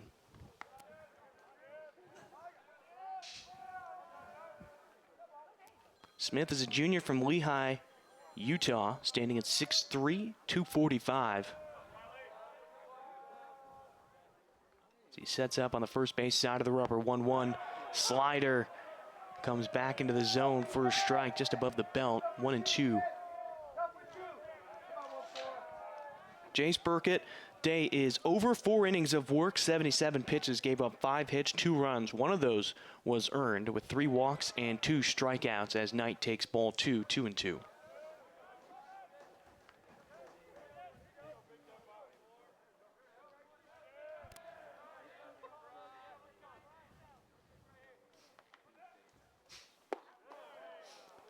Fastball missing low. Iverson tried to get it back in the zone. Full count on Briley Knight.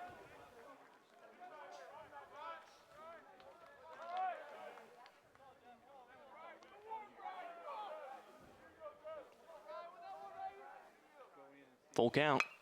Knight, ground ball to the right side. It's going to be taken by Cole Jordan, and he tried to backhand it, and it went underneath his glove. And so Knight will reach base safely to start off this 5th inning for Portland. It seemed like maybe Cole could have moved over and had a traditional fielding position to take that one, but he tried to backhand it, and it went just underneath his glove. Well, I think he stayed back on the baseball. I think he was just going to backhand it, and he was peeking, and Bradley was running a really hard 90. And I feel like that hard 90 put a little pressure on it, and he looked up early, and it got off his glove. And 2 things there. You want to close distance on any ball. Say, you want to go attack that one, right? Because if you close distance and you fumble it, you still got a chance to get him. But if staying back there, there's no mistakes. And then the other thing is, if you can circle it, you should circle it in that situation. This one gets away from Iverson. Knight will move up to second. So Knight did reach on the error and moves up. And that went off the glove of Iverson. That should be a pass ball, right? Well, he was diving. I think it might be a wild pitch. Was he diving? It was. I know he got out of his stance, so yeah, I guess you're right. Wild pitch. Well, I think he was set up in, and the ball went away, and it's a tough one. 2-0 to Christian Cooney. Actually does not have an official at-bat. He has a sacrifice fly and a walk. Hit out in the right field. Caught by Halverson. Tagging up from second. Moving to third is Briley Knight. And now he's in prime scoring position with only 1 out.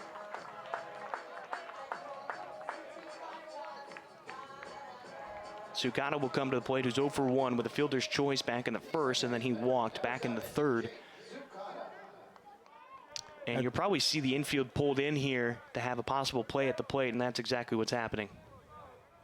Yeah, 2 consecutive at-bats for Christian Cooney that were productive at-bats. He hit the big line drive to the outfield that scored the first run of the game, and then right there the hit a ball and got a runner to third base with 1 out. Basically sacrifice. Mm-hmm. So the 0-1 quickly on Sukata. Spencer Scott is on deck. Looks like Iverson took the brunt of that one as it bounced into him for a ball to Sukata. That'll even the count at 1-1. And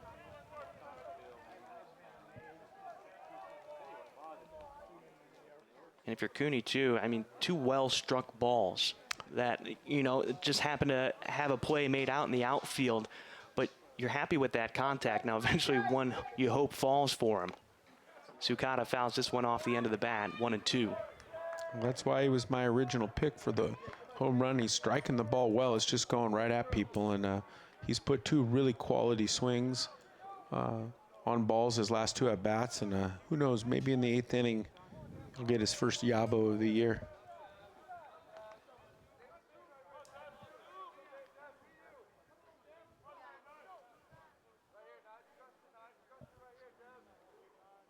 The 1-2. Looked pretty darn close right there, but called the ball on Sukata, 2-2.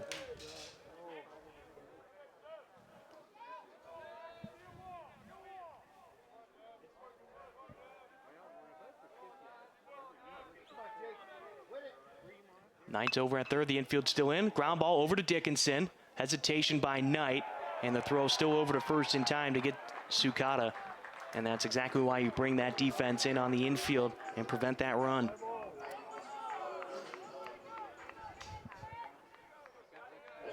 So 2 away, runner on third, and that'll bring up Spencer Scott, who's 0 for 2 today. Ground out to short and a line out to Broussard as well at shortstop.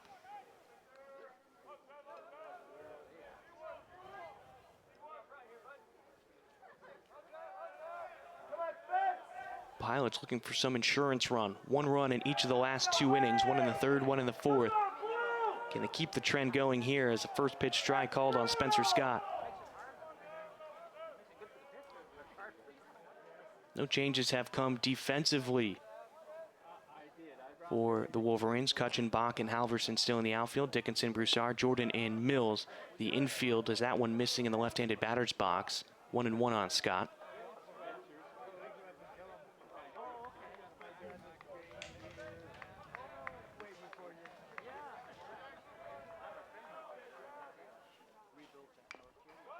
Fouled, and we'll come back to the 1-2 count.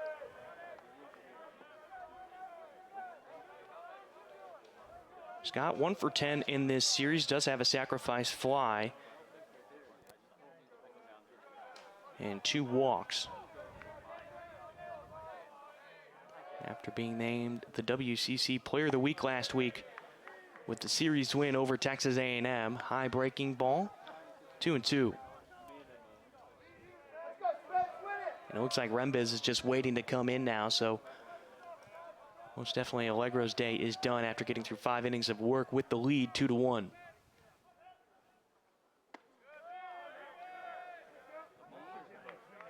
Scott almost had to get out of the way of that one, but the breaking ball avoids him. Called the ball, full count now.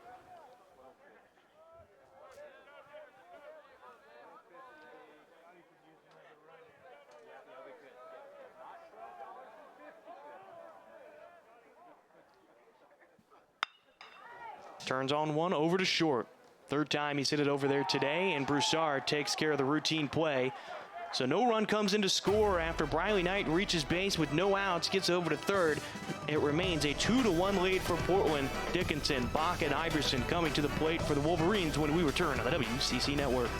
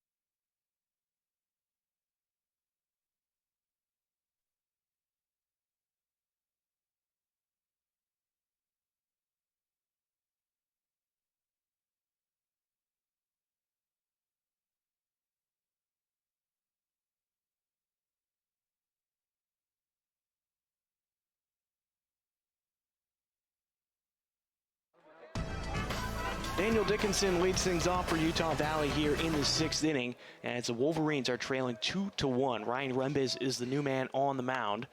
First pitch is fouled off. 3 appearances so far this season, 7 innings of work with a 2.57 ERA, 8 strikeouts, and 4 walks for Rembes.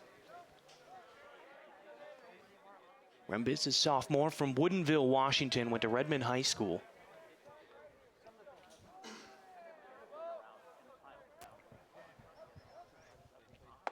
He's thrown in all 3 series that Portland has played in so far this season, as that one missing out of the zone, 1-1. Yeah, left-handed, 84 to 85 with a 75-mile-an-hour breaking ball with a bunch of depth. And again, an identical pitch called the ball, 2-1.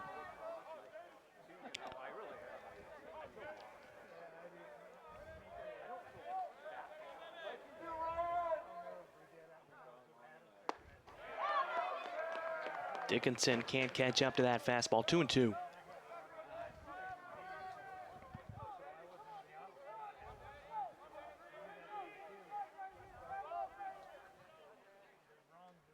Bach is on deck. Dickinson puts this one down the right field line. Running over is Scavato, and he'll make the catch in foul territory. And so 1 away to start off this 6th inning.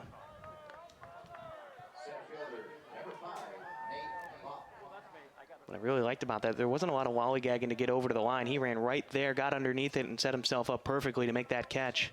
Yesterday, that ball would have been in the cars because of the wind. And we talked about the knowing your own park. I mean, he came so far to get that baseball and understood, you know, the fence on that side at first base is about 30 feet, and then it goes down to about 10 feet. And, you know, if you play out there, you need to know where you're at and where it is. And, yeah, that's actually a very good catch. I feel like if Utah was on the field, it would have been a special catch. It would have been very difficult for them to make that. But, you know, he practices that and gets that a lot here. Rembes missing the first 2 pitches, 2-0, as Bach fouls it back into the netting, 2-1. With the weather being a little better today, definitely there's a lot of students out today. I'm noticing in the stands, Brian. Looks like we got a couple different athletics teams out here as well. That is one thing that I think is pretty cool about college athletics, is just supporting the different teams. You know, during basketball, you know, at Mount Hood, we try to go watch the boys and the girls, and a couple, looks like Rembes. Yeah, he plunked Bach. So Bach will move over to first with 1 out, and Luke Iverson will come to the plate now. As a matter of fact, a couple weeks ago, our girls softball opened at home, and I hosted a little tailgate party with some pizza and cookies and some Gatorades, and had the basketball team out and the girls basketball and our baseball boys, and we supported our championship softball program.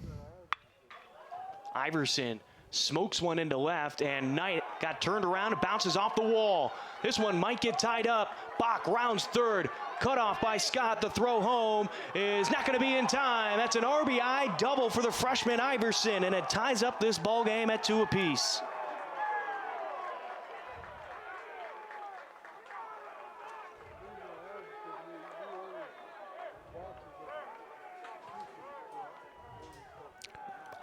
Yeah, well, I was going to say Bradley played that about as good as he can play it.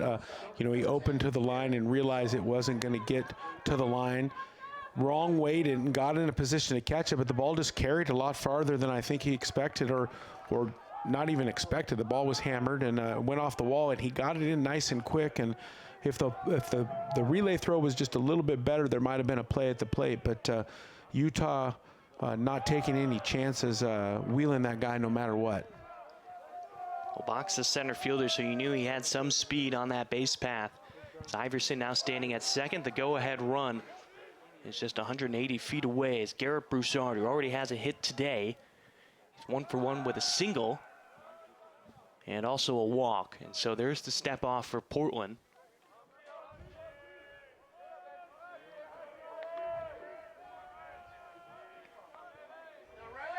Again, Utah Valley trying to get their first series victory against Portland in a decade. Broussard takes the breaking ball for a strike, evens the count at 1-1. And I think the Pilots are going to utilize Rembes a lot like they utilize Nygaard over the last couple of years. You know, we got a chance to see Nick Nygaard up on the concourse before the game. He was out supporting the kids or the players in the BP. And looks like Rembes is going to be that guy, kind of the left-hander out of the pen guy. Caden Siegel is warming up in the bullpen right now for Portland as well, in case there's any more trouble for Rembes.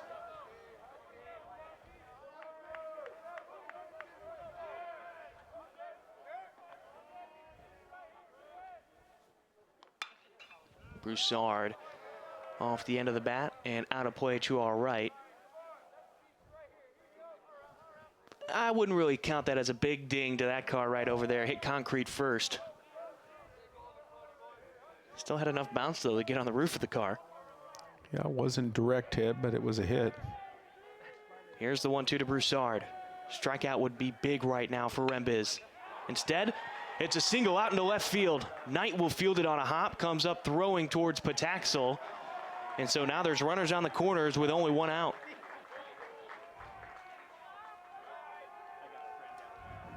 That'll bring up Cole Jordan, who has already hit a home run in this series. And that was back in game 1 of the doubleheader yesterday. So far today, he's 0 for 1, walked in the second, and then grounded out to Ben Pataxel in the 4th.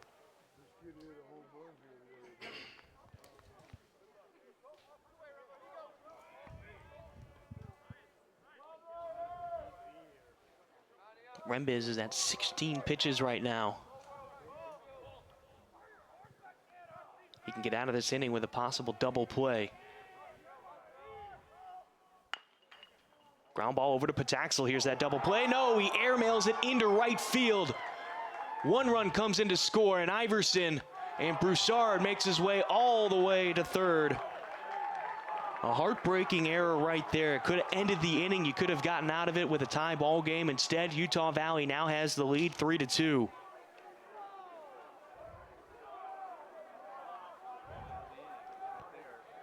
Yeah, you don't see that out of Pataxel too much. I think the ball was slippery.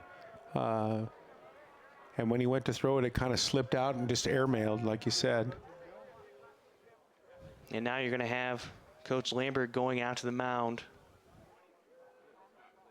And with runners on the corners again with only one out. It's just errors that have hurt Portland right now.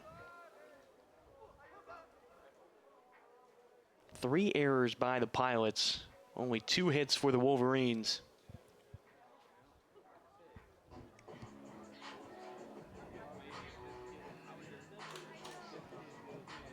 And right now, it doesn't seem like he wants to take out Rembes.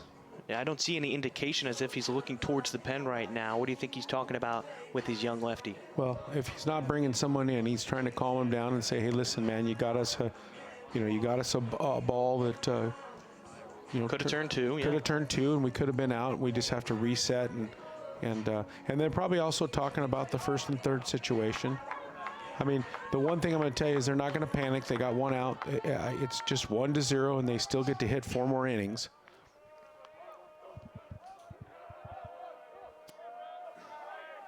Rembes waiting for Scavata, who's tying his shoe out in right field before he steps back on the rubber. It's Trey Cutchin, the top of the lineup. Cutchin reached on an error by Jake Sukata back in the 5th inning. Rembes delivers a slider for a strike on the first pitch, 0-1. And one of the reasons he probably didn't take him out is because of who's coming to the plate. Is his lefty on lefty matchup. I have a feeling if he strikes him out here, we'll see Siegel. But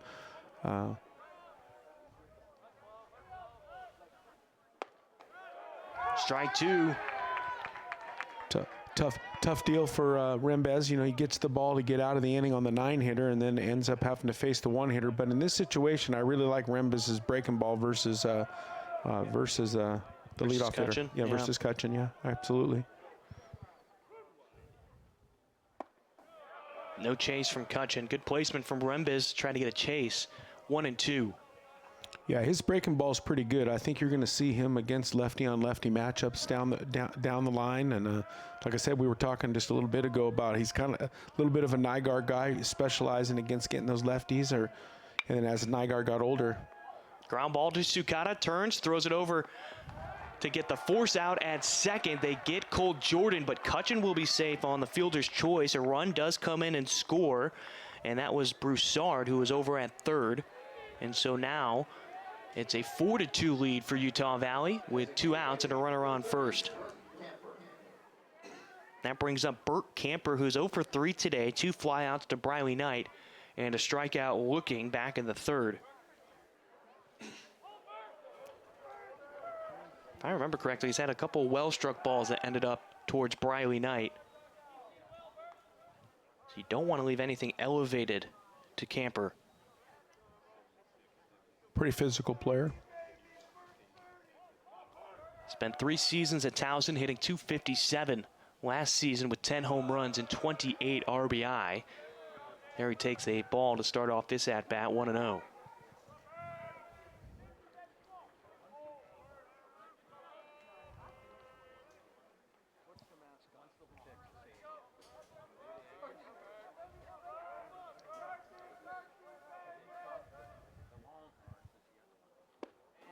Camper, big swing and a miss on an inside pitch. It's 1-1.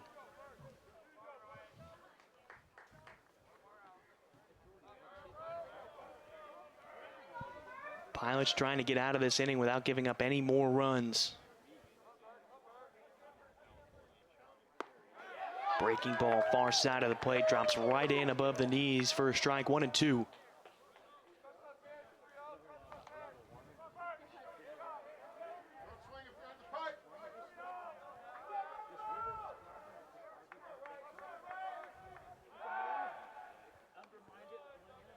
Throw over to first to keep an eye on Cutchin. Not a big threat to move. Cutchin 0 for 1 on stolen base attempts this season. He had 3 stolen bases on 4 attempts last season. Runner going for second. Clem comes up throwing to Sukata, and it doesn't matter. Strike 3 was called on Camper. And so 3 runs come in to score. An RBI double by Luke Iverson got it going, and a couple of errors allowed a few more runs to come in. 4-2, we head to the bottom of the 6th. Gomez, Pataxel, and Holcroft coming to the plate for the Pilots.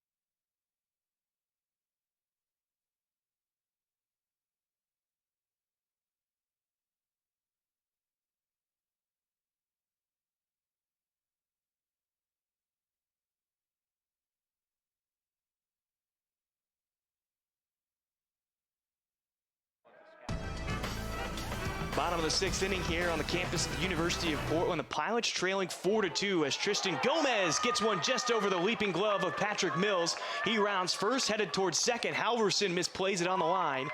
And an easy leadoff double for Tristan Gomez to start off the bottom of the 6th. And that's exactly what you want in response to giving up those 3 runs in the top of the 6th, is get that leadoff man aboard already in scoring position. Yeah, and I love that he hustled doubled that right out of the box. You know, when it was first hit, it wasn't hit hard. It was kind of just looped over the first baseman. I expected Gomez to run. It was a single is what I was thinking. And he had his head down running for 2, and he put pressure on the guy, and he dropped the ball. And now you got a lead off double and don't have to worry about the double play. Pataxel now up at the plate. He's 1 for 2 today as Smith delivers a first pitch strike at the knee. He's 0-1. His last at bat, he hit a missile right up the middle, just barely missed it. Be a good time to have a timely hit and find a gap and get at least one of those 3 back. You need at least 2 to tie it. So if you can cut that lead in half with a base hit here, that would be terrific news for the Pilots. Again, just some defensive woes which have led to some runs for Utah Valley. Pataxel patiently waiting. Check swing, this one gets away from Iverson, and moving over to third is Gomez. So now you really have him in scoring position, 90 feet away from scoring, and now you just need to get the ball in play. They're saying Pataxel did not go around on that one, so we'll call the ball 2-1. Really hard for the umpire to make that call. He was standing out at second base. I feel like if he would have called it there, it would have been a... You would have heard something from the Portland dugout. Yeah. So... Infield playing back. And another pitch that takes Iverson away from the plate. Again, good situation for Pataxel. Doesn't have to do much here. Really, the only ball in play that's not good is a pop-up to the infield, a shallow pop-up or a ground ball to the pitcher. I think they'll be in contact here. Here's the 3-1. Over the plate, fastball. Far side of the plate, about thigh high. Full count now on Pataxel. And this is the one situation that the Pilots haven't been very good over the last couple of days, is they get a guy in scoring position, and all they really need is just something really easy in play, and there's been some strikeouts. There it is. Chopper over to short, taken by Broussard. Low throw taken in by Mills. Pataxel will be thrown out, but it brings in a run, and now it's 4-3 after the Pilots cut that lead in half. It's a great piece of hitting by Pataxel. We talked about it, like I said, over the weekend. They lost yesterday 1-0. Yeah. And it really comes down to just doing that. That's all they needed a couple times. They had second and third yesterday with 1 out, and one of the hitters had to do is just do that, and it didn't happen. They struck out. So great job by Pataxel down in the 9 hole. And now you've got Jake Holcroft up at the plate. He's 2 for 3 today. 2 singles, has a stolen base. He did come around to score in the 4th, which gave the Pilots a brief lead. Yeah, I would consider him a pretty hot player right now. I'm pretty sure that he had a couple hits yesterday, maybe 3 hits yesterday. I do remember a couple.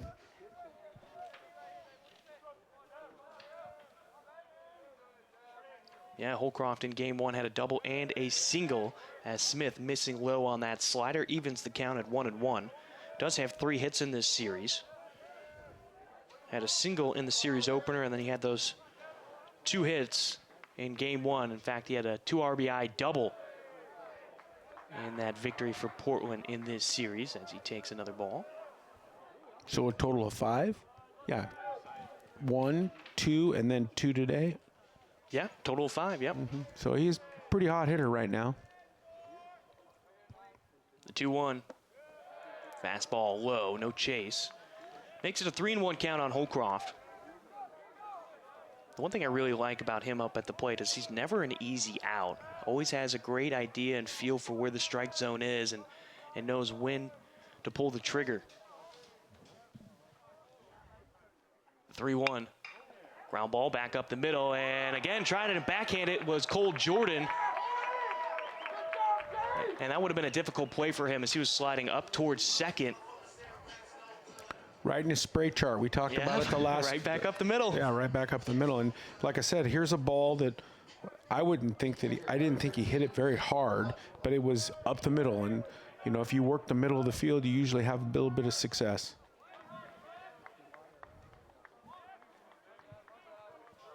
And that'll be his 3rd hit of the day. As he singles there, and that'll bring up Nick Klemp, who also has 2 singles. He's reached base all 3 times he's been to the plate.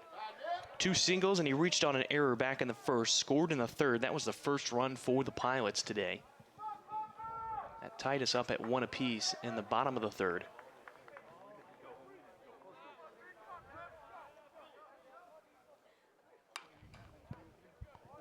Sends one that goes off of the fence in front of Utah Valley, so 1-1.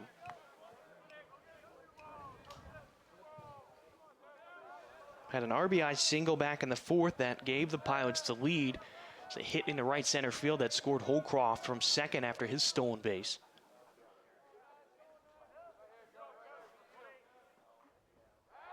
Holcroft goes back to first. Mills, good pick right there to prevent the ball from going down the first baseline.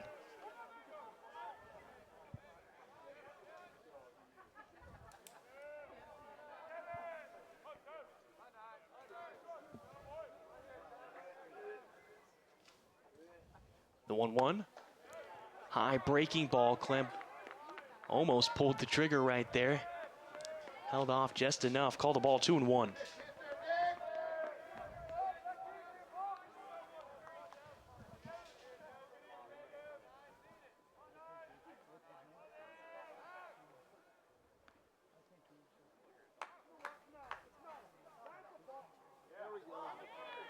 And they're going to call a balk right there on Devin Smith. This is what I'm talking about, man. This is going to be a problem with Eddie. What I saw him do is go to throw to first base, and he threw it. Whether he stepped off or didn't step off, I'm not understanding why it's a balk. Well, I tried to take off my headphones to try to hear what he was saying because he was being pretty loud, and now they're going to call off the balk, and Holcroft will go back to first. See, we'll see what he does. Yeah, he stepped back. Yeah. And this is what I'm talking about. It's an uncomfortable thing. I'm almost thinking that Eddie might have those guys bouncing it. High chopper up towards the middle, and Broussard can't play it. Holcroft round second. He's going to head towards third. And Bach smartly does not throw it to third. Klemp was thinking about taking second if he did, but now runners on the corners with only one out. And tough play for Broussard behind the bag. Huge up hop, and again, just going back to what the Pilots do well, incredible base running. I mean, it's risky to go there, but he does everything he can to get there with one out. He's there with one out now, and again, you don't have to do much. And they're going to say it's an error on Broussard. So Klemp now reaches base for the fourth time today, and time will be called with Evan Scavato coming to the plate. He's reached base twice as well, once on a fielder's choice and once on a walk in the first and third inning, respectively. His last time up, though, he struck out in the fourth. And now you're going to have a mound visit after Utah Valley just took the lead in the top half of the sixth inning with a 3-run spot. And now you've got the Pilots in prime scoring position 90 feet away with Holcroft at third to tie this one up. And Scavato up at the plate. Now, if you're Utah Valley, you want to try to get a ground ball right here, possibly get a 2-ball. You get a double play and get out of this inning still with the lead. And what do you think he was talking about with his pitcher right there, Corey? Probably deciding what to do in the first and third situation, how to pitch Scavato, let him know that, you know, you're one pitch away for a 2-ball. Now, I wouldn't be surprised if Klemp moves just to take the double play out of order. Slider right there for a strike on Scavato. Starts him out 0-1. Caden Siegel still in the bullpen for Portland. Have to think that he'll be coming in the 7th inning. Klemp with a decent lead. Breaking ball again on Scavato for a strike, 0-2. See, now in this situation, if you're Klemp, you don't want to shorten up here. This is not a situation where you want to just get the ball in play because the 2-ball is a problem here. You want to continue to put a good swing on it. And if you strike out, then the next guy has a chance. Scavato does just that, strikes out right there. And that'll bring up the second out of the bottom of the 6th, and that brings up Briley Knight. Knight is 0 for 3 today. Reached base back in the 5th with an error. Otherwise, he's flown out to center, and he struck out back in the 3rd. But this is an opportunity to take advantage of the fact that he's got runners on the corner, so there's no shift on the infield. Slider on the backside of the plate, 0-1 to start off Knight. Because the first baseman has to hold on to Klemp, that kind of opens up a hole on the right side for him to turn on one. Yeah, he can be left-handed here and hook one.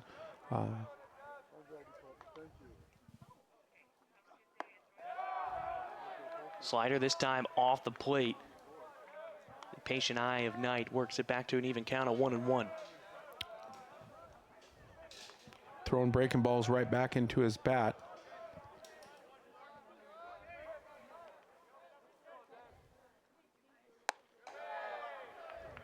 Another one off the far side of the plate. This is setting up really nice, by the way. This is your guy right here, Bradley, for his home run. I'm going to predict a walk, and then something special's on deck. Christian Cooney. I like a little theater in our betting. 2-1. This one might find its way into the gap, and it'll drop in front of Nate Bach. He cuts it off. Moving over to third is Nick Klemp. Holcroft comes in and scores to tie it up, and it's an RBI double for Briley Knight, and we're all tied up at 4. Great job by the Pilots to respond to the runs that they gave up. Great job by Coach Loomis and Lambert for not panicking with Rembez and immediately going to the pen, understanding there's a lot of outs left to play in the game. And, you know, Cooney's a double to the gap to breaking this game wide open. Great piece of hitting. Just a ball out over the plate. And, you know, he was kind of slicing it. He was getting out there to the gap and was slicing away from the center fielder there. So. And now you've got Christian Cooney. He puts one down the right field line, and this will give the Pilots the lead. Klemp scores. Knight is around third. Cooney has a chance to go to 3. He's going for the triple. The throw from Jordan, and they got him over at third, but 2 runs come in to score first, and that means the Pilots have taken the lead as we head to the 7th inning. It is 6-4. Great piece of hitting by Cooney right there. A 2 RBI double gives the Pilots the lead. We head to the 7th. Coming to the plate, Mills, Halverson, and Dickinson on the WCC Network.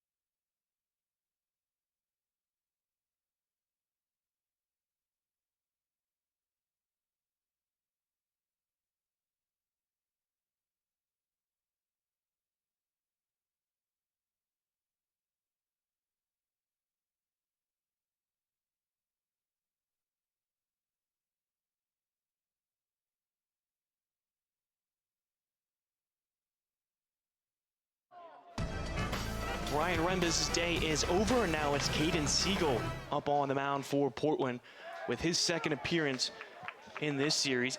8 2/3 innings of work so far this season, 6 hits, 8 strikeouts, 6 walks, and has a 2.08 ERA as Patrick Mills takes strike 2 from Siegel quickly behind 0-2.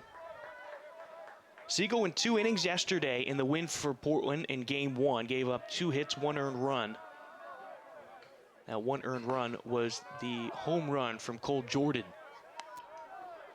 I love the pace and the tempo that Siegel works at. He just attacks the strike zone, He's got a 2-run lead. No sense messing around here. Just get after hitters. Slider on the far side of the plate out of the zone. That'll even the count at 2-2. And now there is an arm throwing in the bullpen for Portland, and you have to think that's just getting loose for a possible save opportunity as Mills puts one in shallow right field on a ground ball past the diving glove of Jake Sukata. So a leadoff single to start off the 7th inning for Utah Valley. That's the 3rd time that Mills has reached base today. Once on a walk, once on a fielder's choice, and now with a single. Well, Potts had a couple timely hits there, and that's something that they'd been lacking over the weekend, and now they're starting to come. And one thing about timely hits is that, when one guy gets it, the next guy gets it, and then everybody starts getting some big-time hits. This one goes across the street and out of play, so Halverson starting behind 0-1.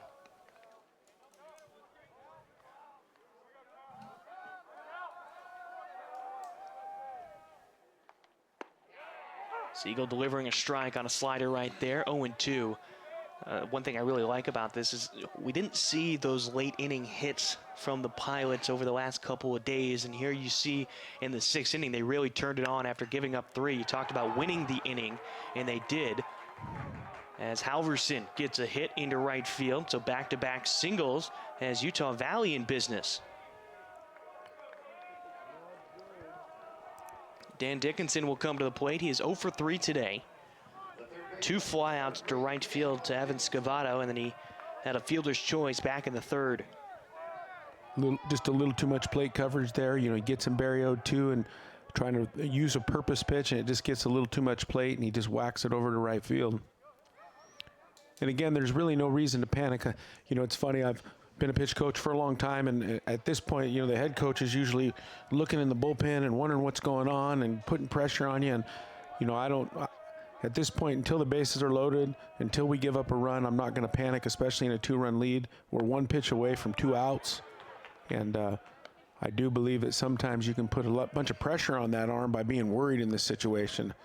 You know, they got 2 hits. Let's tip our hat and let's get a ground ball here with a great defense and turn a double play and get out of the inning.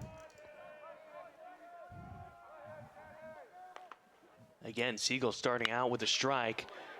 Dickinson, well struck, and this one will go off the warning track, off the wall. Knight fields it. Coming around and scoring is going to be Mills, and that's an RBI double for Dickinson.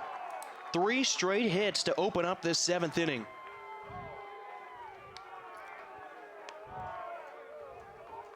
So now we've got ourselves a 6-5 ball game, still in favor of Portland, but there's no outs and 2 runners in scoring position. And I'm not seeing any movement from the dugout for Portland, but Dobmeyer is warming up now. The ball just got a little elevated, right back into his bat. Briley did a great job of getting that ball in quick. He's done that a couple of times today, as Nate Bach will have time called so he can discuss things with his head coach on how to approach this at bat. Now, there are no outs right now for Utah Valley. I don't think you would try to put a bunt down or anything like that. You don't want to sacrifice an out with both guys in scoring position, do you, Corey? No, I think he's going to swing away. The question is do the Pilots play the infield in or the middle back? And they're doing what I would do here, which is we still have 9 outs to hit, so we're going to play the infield back, and if we get one to Pataxel, we'll throw the guy out at the plate, but we're not going to turn it into a big inning by having the infield in. Strike called on the slider, far side of the plate at the knees, 0-1 to start off Nate Bach. Bach is 0 for 2 today, 2 strikeouts, 1 in the 2nd, 1 in the 4th, but he got hit by a pitch in the 6th inning and came around to score.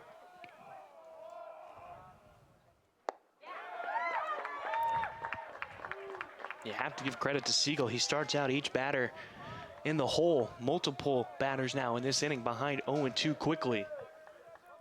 But the Wolverines able to capitalize with a couple of elevated pitches. The 0-2 to Bach. No chase in the left-handed batter's box. That'll make it 1-2.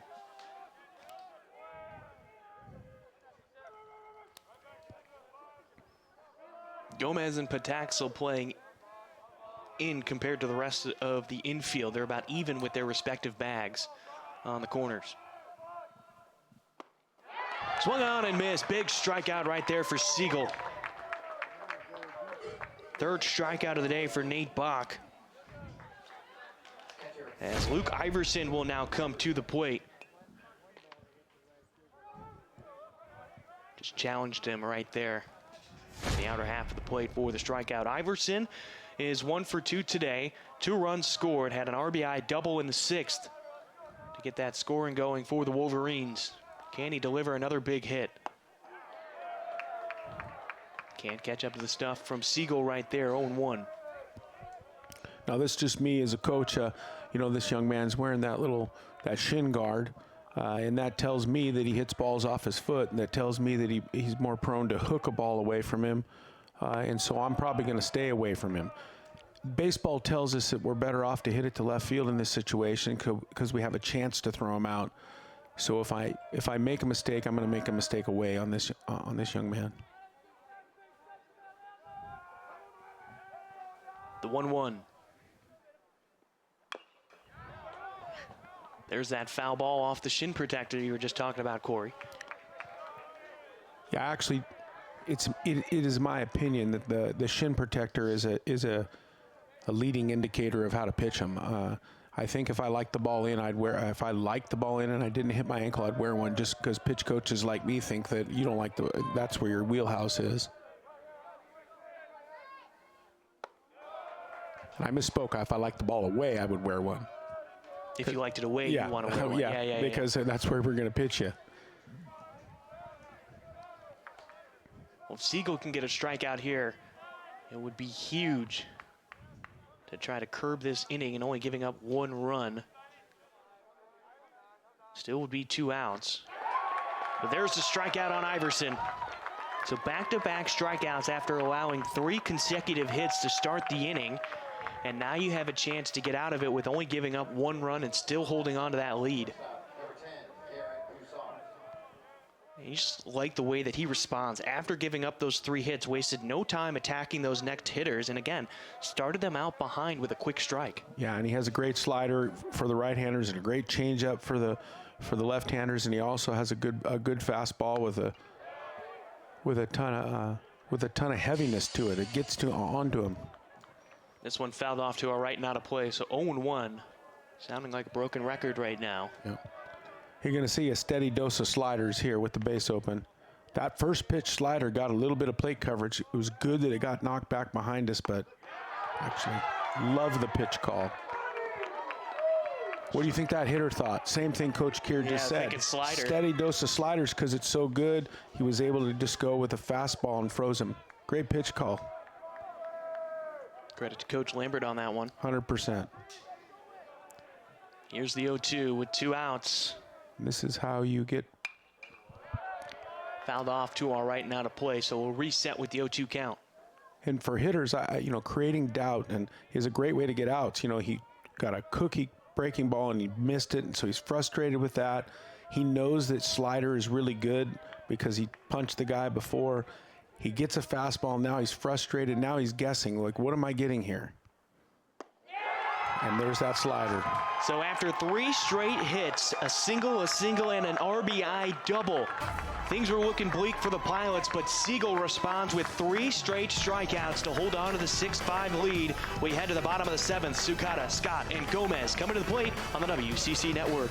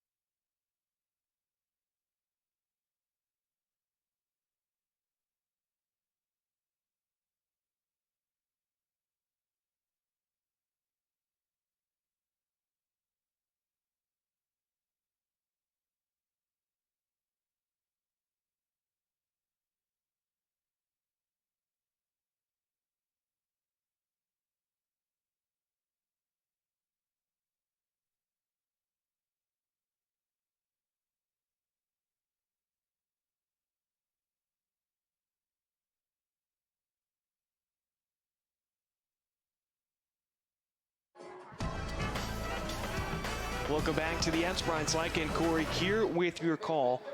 There is a new arm on the mound. It's Austin Watson who comes in for his third appearance on the season. Has a 3 ERA through 3 innings of work. He's given up 5 hits, 1 earned run. 2 strikeouts, no walks. And opponents are hitting .500 against him in the early part of the season as he opens up this opportunity against Jake Sukata. Sukata so far today is 0 for 2, a fielder's choice and a ground out to third. Otherwise, he reached base back in the third on a walk. Takes a slider for a strike, falls behind 0-2. Smith's day is done. 2 innings of work, 44 pitches, gave up 4 hits, 4 runs. Only 1 of those was earned with 1 strikeout as Sukata lays off the close pitch. It's 1-2.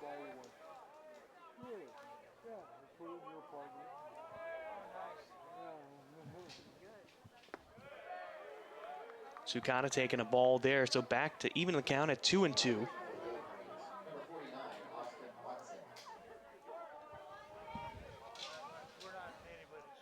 Watson, a freshman from Clovis, California. Slider there ends up in the right-handed batter's box, so full count now. Watson was the California Central Section and League Pitcher of the Year last year, going 8-1 with a 1.65 ERA through 55 innings of work. Sukata goes opposite field, and Broussard jumps up but can't make the catch. So Sukata has himself with a leadoff single, his first hit of the day. Just seems like he took a pitch that was away from him and able to put it out in the field. That's one thing I continue to be impressed with the Pilots and their discipline at the plate. Not always trying to turn on a ball, but taking what's given to them and putting it out into play. So will we have a pinch runner or a pinch hitter here? As Coach Loomis, we're going to have a pinch runner. Ethan Lovelace will go on the base path for Sukata. So I have a feeling we're going to see Ty Saunders come in defensively, and you might move Pataxel or Scott over to second and open up that spot for Ty Saunders. So Spencer Scott at the plate. 0 for 3 today. 2 ground outs to short and a line out to Broussard as well back in the third.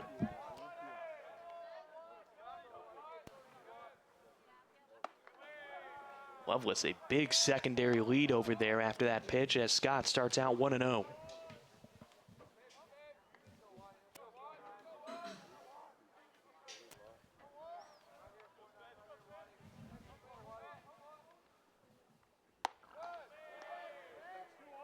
Ball 2 on Scott.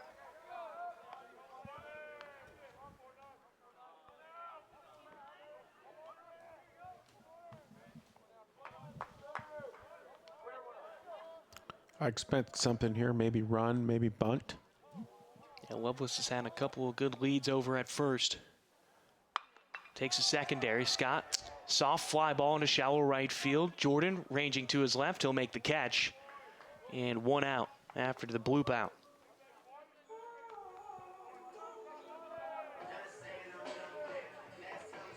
So Tristan Gomez comes to the plate. He doubled his last time up and scored in the 6th, which started that 4-run 6th inning for Portland.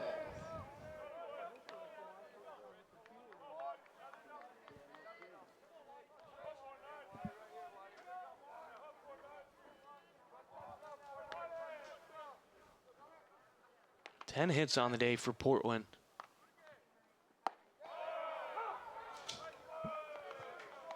Gomez takes a strike right there.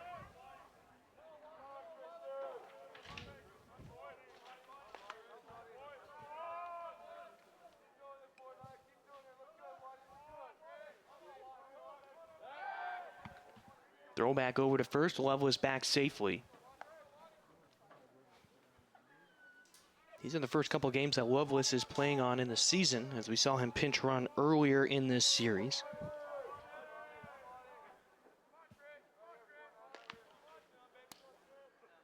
Also had a chance with an at-bat in yesterday's games as a high pitch to Gomez makes it 1-1.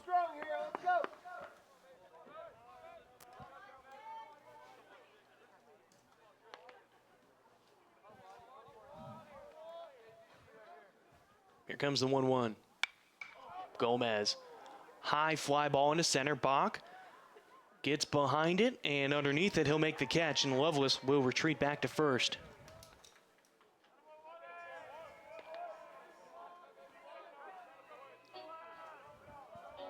So we have seen that Gomez can really square up a ball, just unfortunately hitting it a bit too high, and it gets caught up there, and a play is made out in the outfield for, I want to say that's happened 3 or 4 times in this series for him. That ball was hit hard, just barely missed it.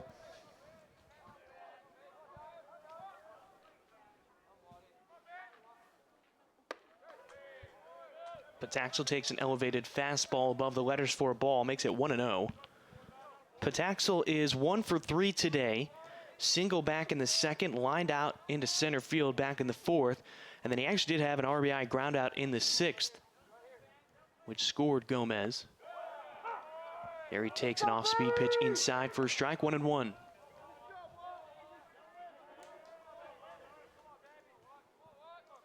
Back and forth battle between these two today. Utah Valley took a 1-0 lead back in the second. Pilots responded with one in the bottom of the third, then took the lead in the bottom of the fourth, 2-1. Throw over to first. Lovelace is back safely. And then Utah Valley, with the benefit of an error and a couple of hits, able to put a 3 spot in the top of the 6th inning, but the Pilots responded by winning the inning with 4 runs in the bottom part of that frame. And that's how we've gotten to 6-5. Pataxel swings, and it gets away from Iverson. 1-2.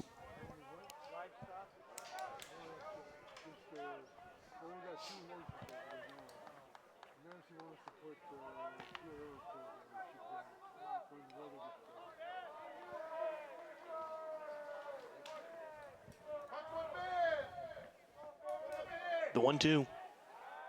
Throw back over to first.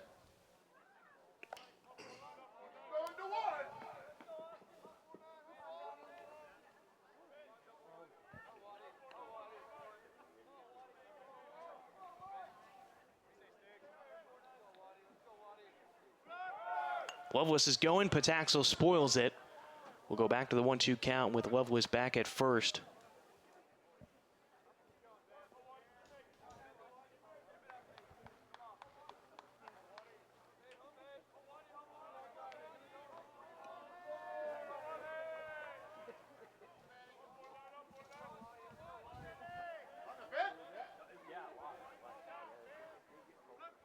Lovelace going again. Pataxel ground ball up the middle. Lovelace will head towards third. No. Round second stays put. So runners at first and second after the 2-out single by Pataxel, but you go back to the top of the lineup to probably the best hitter, most consistent hitter at least, in today's game with Jake Holcroft, who's got 3 singles. 3 for 4 today, all 3 singles. He's scored twice and also has a stolen base. I'm going to predict if he hits the ball, it's going to be up the middle. It's a pretty good guess. It's where they've all gone so far today. Slider looked a bit off the plate, but called a strike. 0-1. Although the one double he did have this weekend, he hit down in the corner. Hit a missile down into the corner. Watson trying to get out of this inning without giving up a run. In the dirt, blocked by Iverson. Both runners are going to move up. Iverson didn't have a chance over at third on Lovelace, but maybe could have had a play over at second on Pataxel, who had a late jump on that one. Big ball and dirt move up right there. It's huge for the Pilots. Base hit here, you get 2 runs, go from getting 1 to get 2. Here's the 1-1.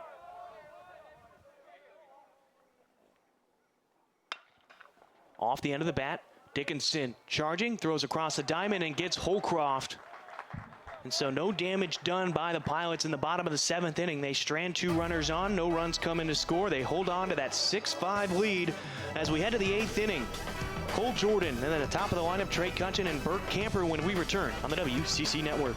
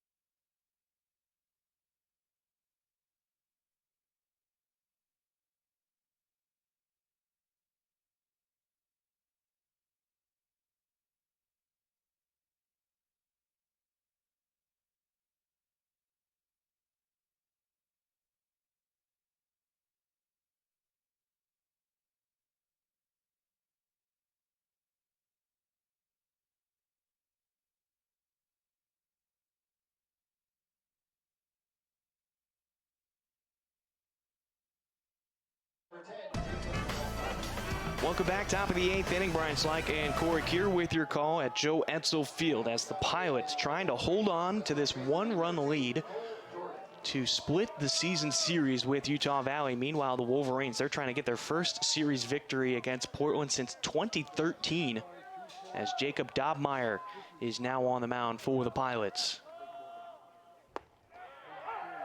First pitch that Cole Jordan sees is a fastball at the bottom of the zone for a strike. 0-1.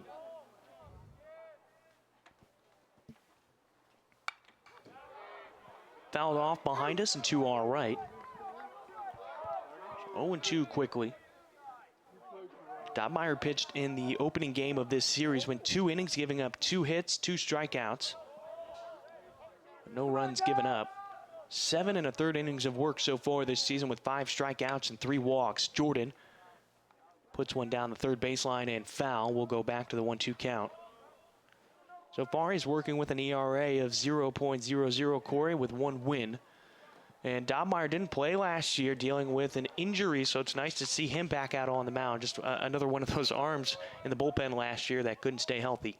Yeah, looking really good, in good shape, too. Yeah. I mean, the last time I remember seeing him, he's a little bigger kid, and he's thinned out and looking great and throwing the ball hard. Dobmeyer standing at 6'5", 240. As he misses in the left-handed batter's box there, 1-2 on Jordan.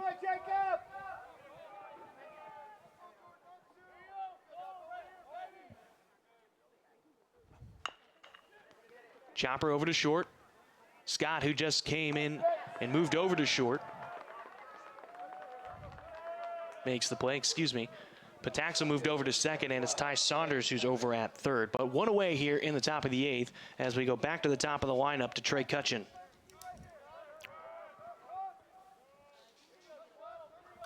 You never can guess where they're going to end up, can you? Nope, not at all. When the ball was hit, I was like, wait a minute, Saunders is at third and Pataxel's at second. Ground ball over to Pataxel at second. And gets the throw over to Gomez in time. So 2 quick outs for Dobmeyer here in the 8th inning. Talk about luxury, huh? 4 guys that can play everywhere. Yeah. And get spoiled. And then you've got 2 different outfielders that can play basically all 3 positions if needed with both Knight and Holcroft. Now, if I remember correctly, it was a couple years ago that Knight was in center and Holcroft was in left. Well, and don't forget, you got another center fielder on the bench in Henry Mensch. Yep. And another center fielder on the bench in Kristen Cooney. All of them can play center field. It's a pretty talented baseball team right now. Hey, you've got a lot of guys that can play multiple positions in case it's needed, and that's a nice luxury to have, as you just mentioned. Here's the 0-1. As Burke Camper is 0 for 4 today. 2 flyouts to left field to Briley Knight and 2 strikeouts, 1 looking, 1 swinging. His last strikeout came in the 6th inning.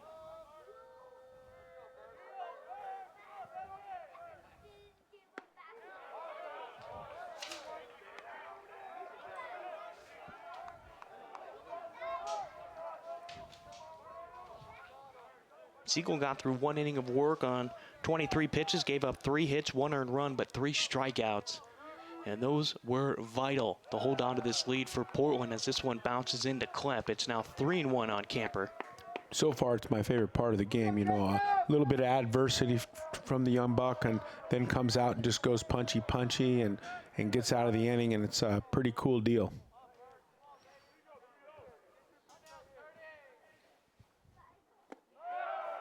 Camper takes ball 4, so he reaches base for the first time today with 2 outs.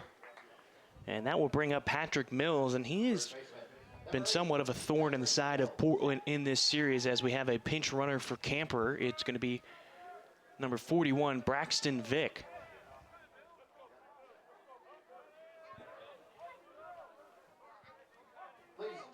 Vick, a sophomore from Camden, Alabama, went to Wilcox Academy. Only played in 10 games last year, 7 at-bats.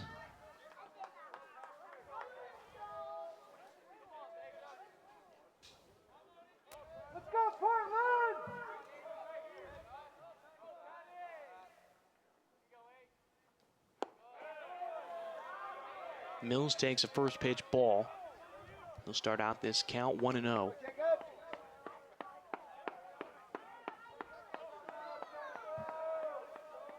Vic has played in 3 games. He has 1 run scored and 1 walk.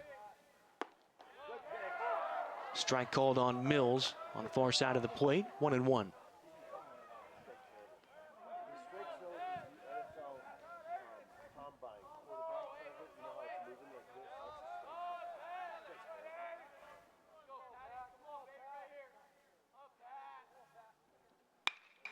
Mills puts one in play out in center field, and Holcroft will make a diving grab, and that will end the inning. Flying into the gap and making that diving play prevents the tying run from coming in, and the Pilots hold on to their 6-5 lead as we head to the bottom of the 8th inning.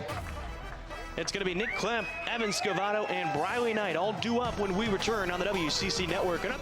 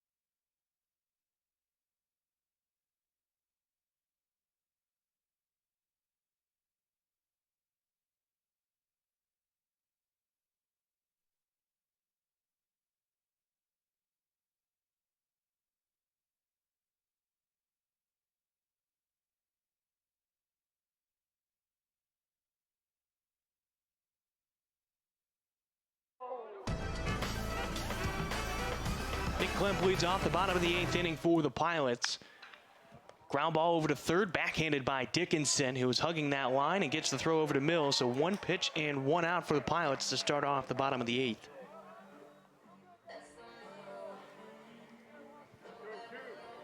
Evan Scavato now stepping to the plate after the ground out. Scavato today, 2 strikeouts, a walk, and a fielder's choice, so he's 0 for 3. He's been left stranded on base twice. No chase on the fastball, 1-away, 1-0.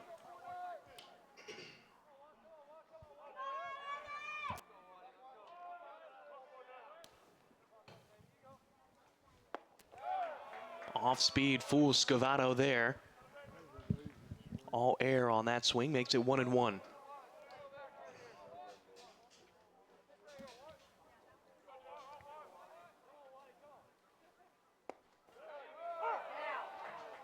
Strike inner half of the plate at the knees. Scavato falls behind in the count, 1-2.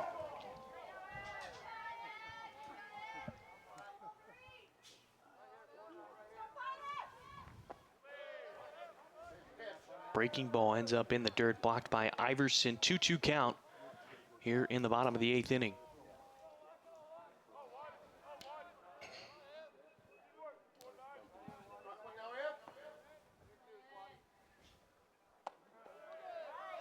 Inside at the feet, just getting out of the way of Scavato. 3-2, full count.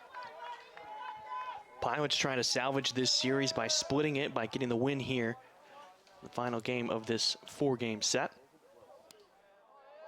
Meanwhile, Utah Valley trying to get their first series win against Portland since 2013, but they need to find some magic here in the 9th inning. But it's a walk to Scavato, and a man is now on base for Portland.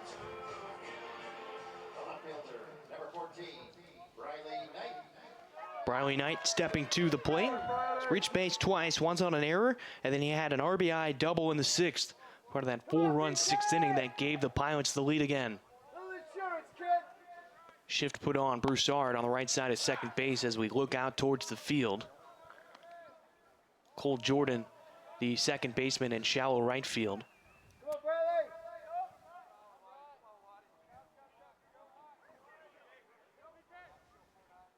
The 1-0. Knight lays off the low pitch, 2-0.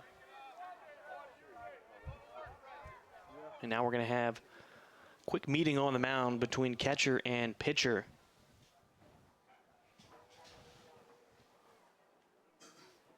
Pilot's looking for an insurance run. Probably threw the wrong pitch there, expected something different. And just trying to get that communication back on the same page. Christian Cooney's on deck. He has 3 RBI today. 2 quality at-bats and a 2 RBI double that he was called out on the triple. Knight fouls that one off for the first strike, 2-1. Having a good day today, he really is. Yeah, he is. Minus the just the 1 base running blunder that happens, but. Are you talking about the triple? No, I'm talking about the tag out. Oh, I forgot. That was way back early in the first inning. Yeah. I ran into the tag. Yeah, that's right. That one ends up in the dirt tonight, 3-1.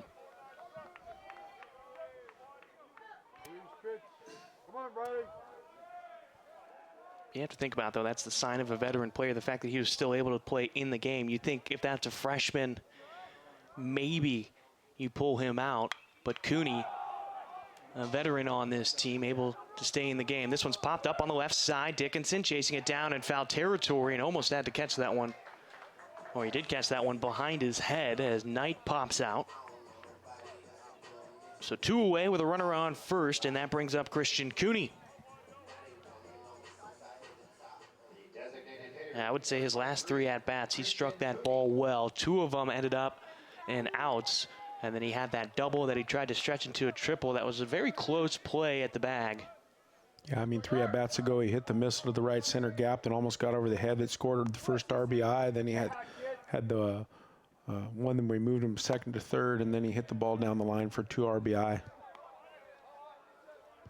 So a good day at the plate for the Central Catholic product out of Portland. He now has 7 RBI on the season. Got fooled on that one on the check swing, called a strike, 1-1.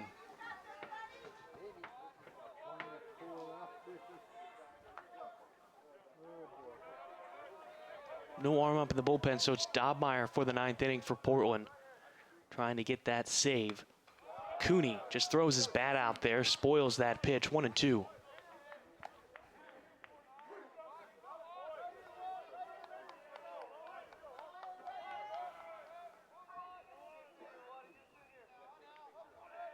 Don't really like that to be your 1-1 swing, a butt-out swing, but started to go and then realized it. Runners going. Cooney hits this one down the line, and this one's going to drop. We have a chance for an insurance run. Scavato sent around third. Cooney's going into second, and no play at the plate. Scavato safe, sliding in feet first, and a 4 RBI day for Christian Cooney at the plate.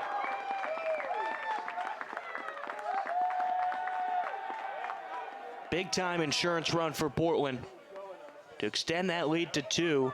Give some breathing room for Dobmeyer when he comes out in the 9th inning.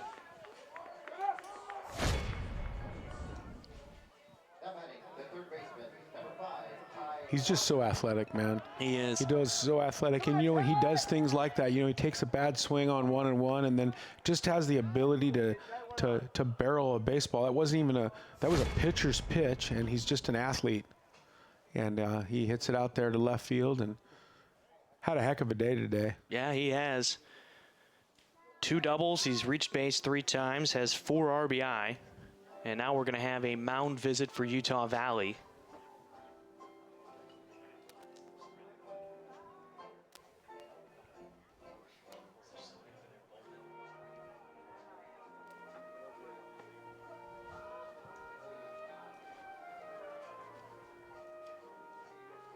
Well, it's a tough position to be in for Utah Valley. You have Portland right where you want them. They only have a 1-run lead. You've been swinging the bats well when you're up at the plate, and now it just makes it that much more tough to get those 2 runs, if not 3, to possibly get the win. You just need 2 to tie Portland in the 9th inning. Yeah, Portland very offensive today. You take out the few walks that they had throughout the thing and a couple of errors, and this is really a 6-2 game or 6-1 game. I mean, it's literally almost a blowout. No runs, or excuse me, no arms up in the bullpen right now for Utah Valley as Ty Saunders comes in for his first swings of the day.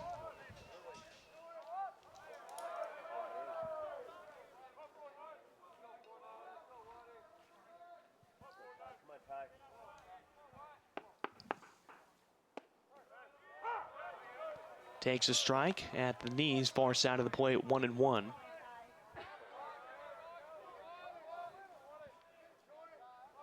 Spencer Scott is on deck. Tristan Gomez in the hole. The 1-1. High chopper over to third. Dickinson waits on it, throws across the diamond, and they get it over to Mills for the third out. So the Pilots get one insurance run thanks to Christian Cooney. And it ends up being a big one as they lead 7-5. We head to the top of the ninth inning. Halverson, Dickinson, and Bach coming to the plate for the Wolverines on the WCC Network.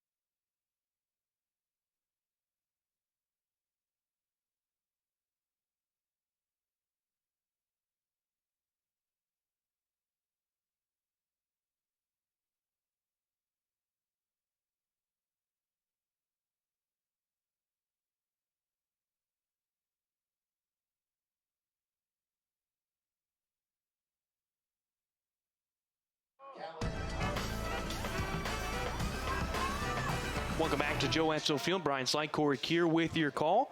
As we start the top of the ninth inning, a save opportunity for Jacob Dobmeyer with a 2-run lead. They'll start off going against number 13, Callan Halverson, the right fielder today for the Wolverines. Halverson has reached base twice today. He was hit by a pitch in the third inning, and then he had a single in the seventh.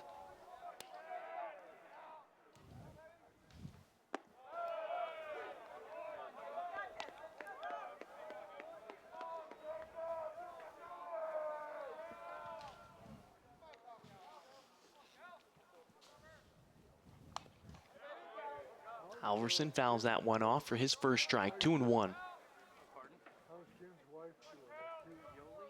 Does have to get those final 3 outs.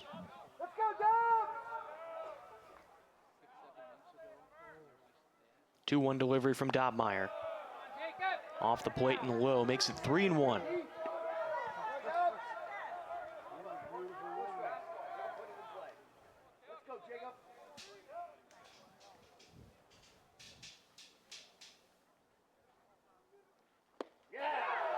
Big strike right there. Halverson comes up with air on that swing. Full count, 3-2.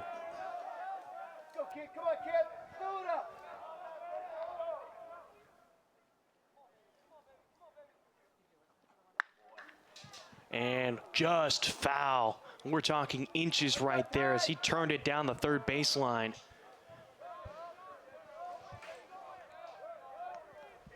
So we'll go back to the full count, 3-2.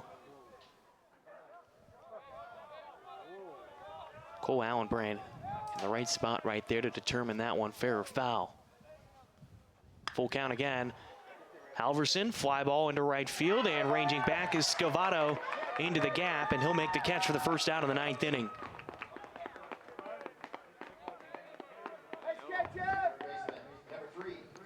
Dan Dickinson coming to the plate. He's had a good day out in the field. His last time up, he had an RBI double that put 1 run across the board in the 7th, made it a 1-run game, 6-5 at that point. Otherwise, 2 flyouts to Scavato and a fielder's choice. First pitch breaking ball in the zone for a strike, 0-1.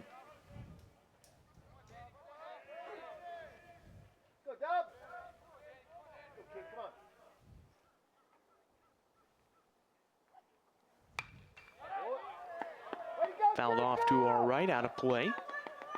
We'll return to an 0-2 count.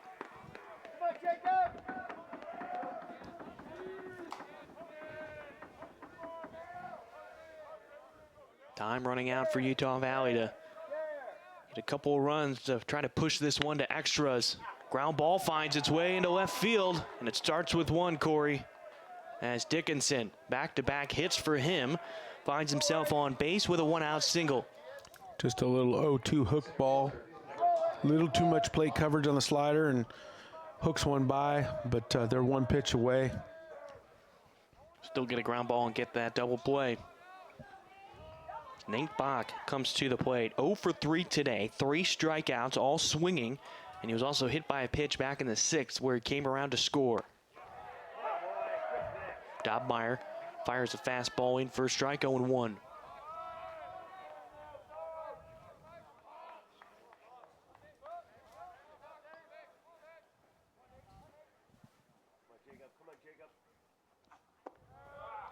This one gets away from Klemp, and he'll hold on to that one. Dickinson moves up to second. Now they're in the outs game right now. They need 2 outs. Guy in second base, now that he's got to second base, doesn't matter at all. Pilot should be in big infield here and just try to record outs. If he scores, it doesn't matter. The key is getting the guy at the plate out. Tying run is at the plate in Bach. Hefty swing right there. No connection, 1-2. Looked like he was trying to put that one over the fence on that swing.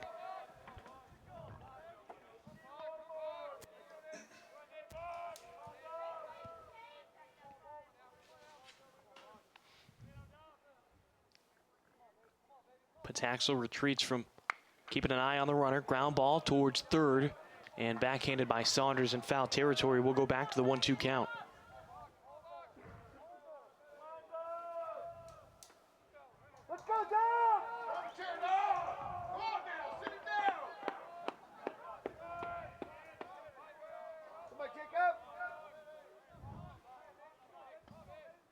One, two on the center fielder. Swung on and missed. Dobmeyer with the K.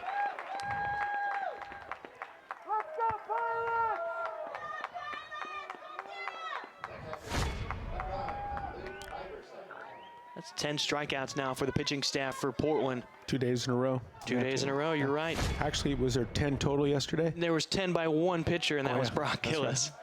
See, my memory getting old. I knew you'd correct me. You're like an encyclopedia or a Google or whatever, the smart guy here in the booth.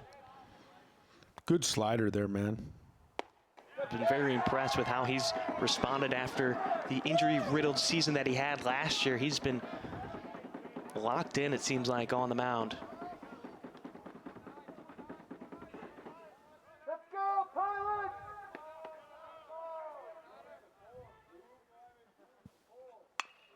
Ground ball to the right side. Pataxel to his left. Easy play, and that'll do it. Pilots salvage the series, take the series finale. 2 games apiece between these two, but a big 7-5 victory, and it was even made better by a late inning rally to make sure that they held on to this win, got an insurance run in the 8th. But Corey, any final thoughts on this series? Well, I got 2 things. First off, the 6th inning. The 6th inning, Utah came out and scored 3 and went up on the Pilots, and the Pilots responded with 4. And one of the big things about that 3 is it could have turned into 6.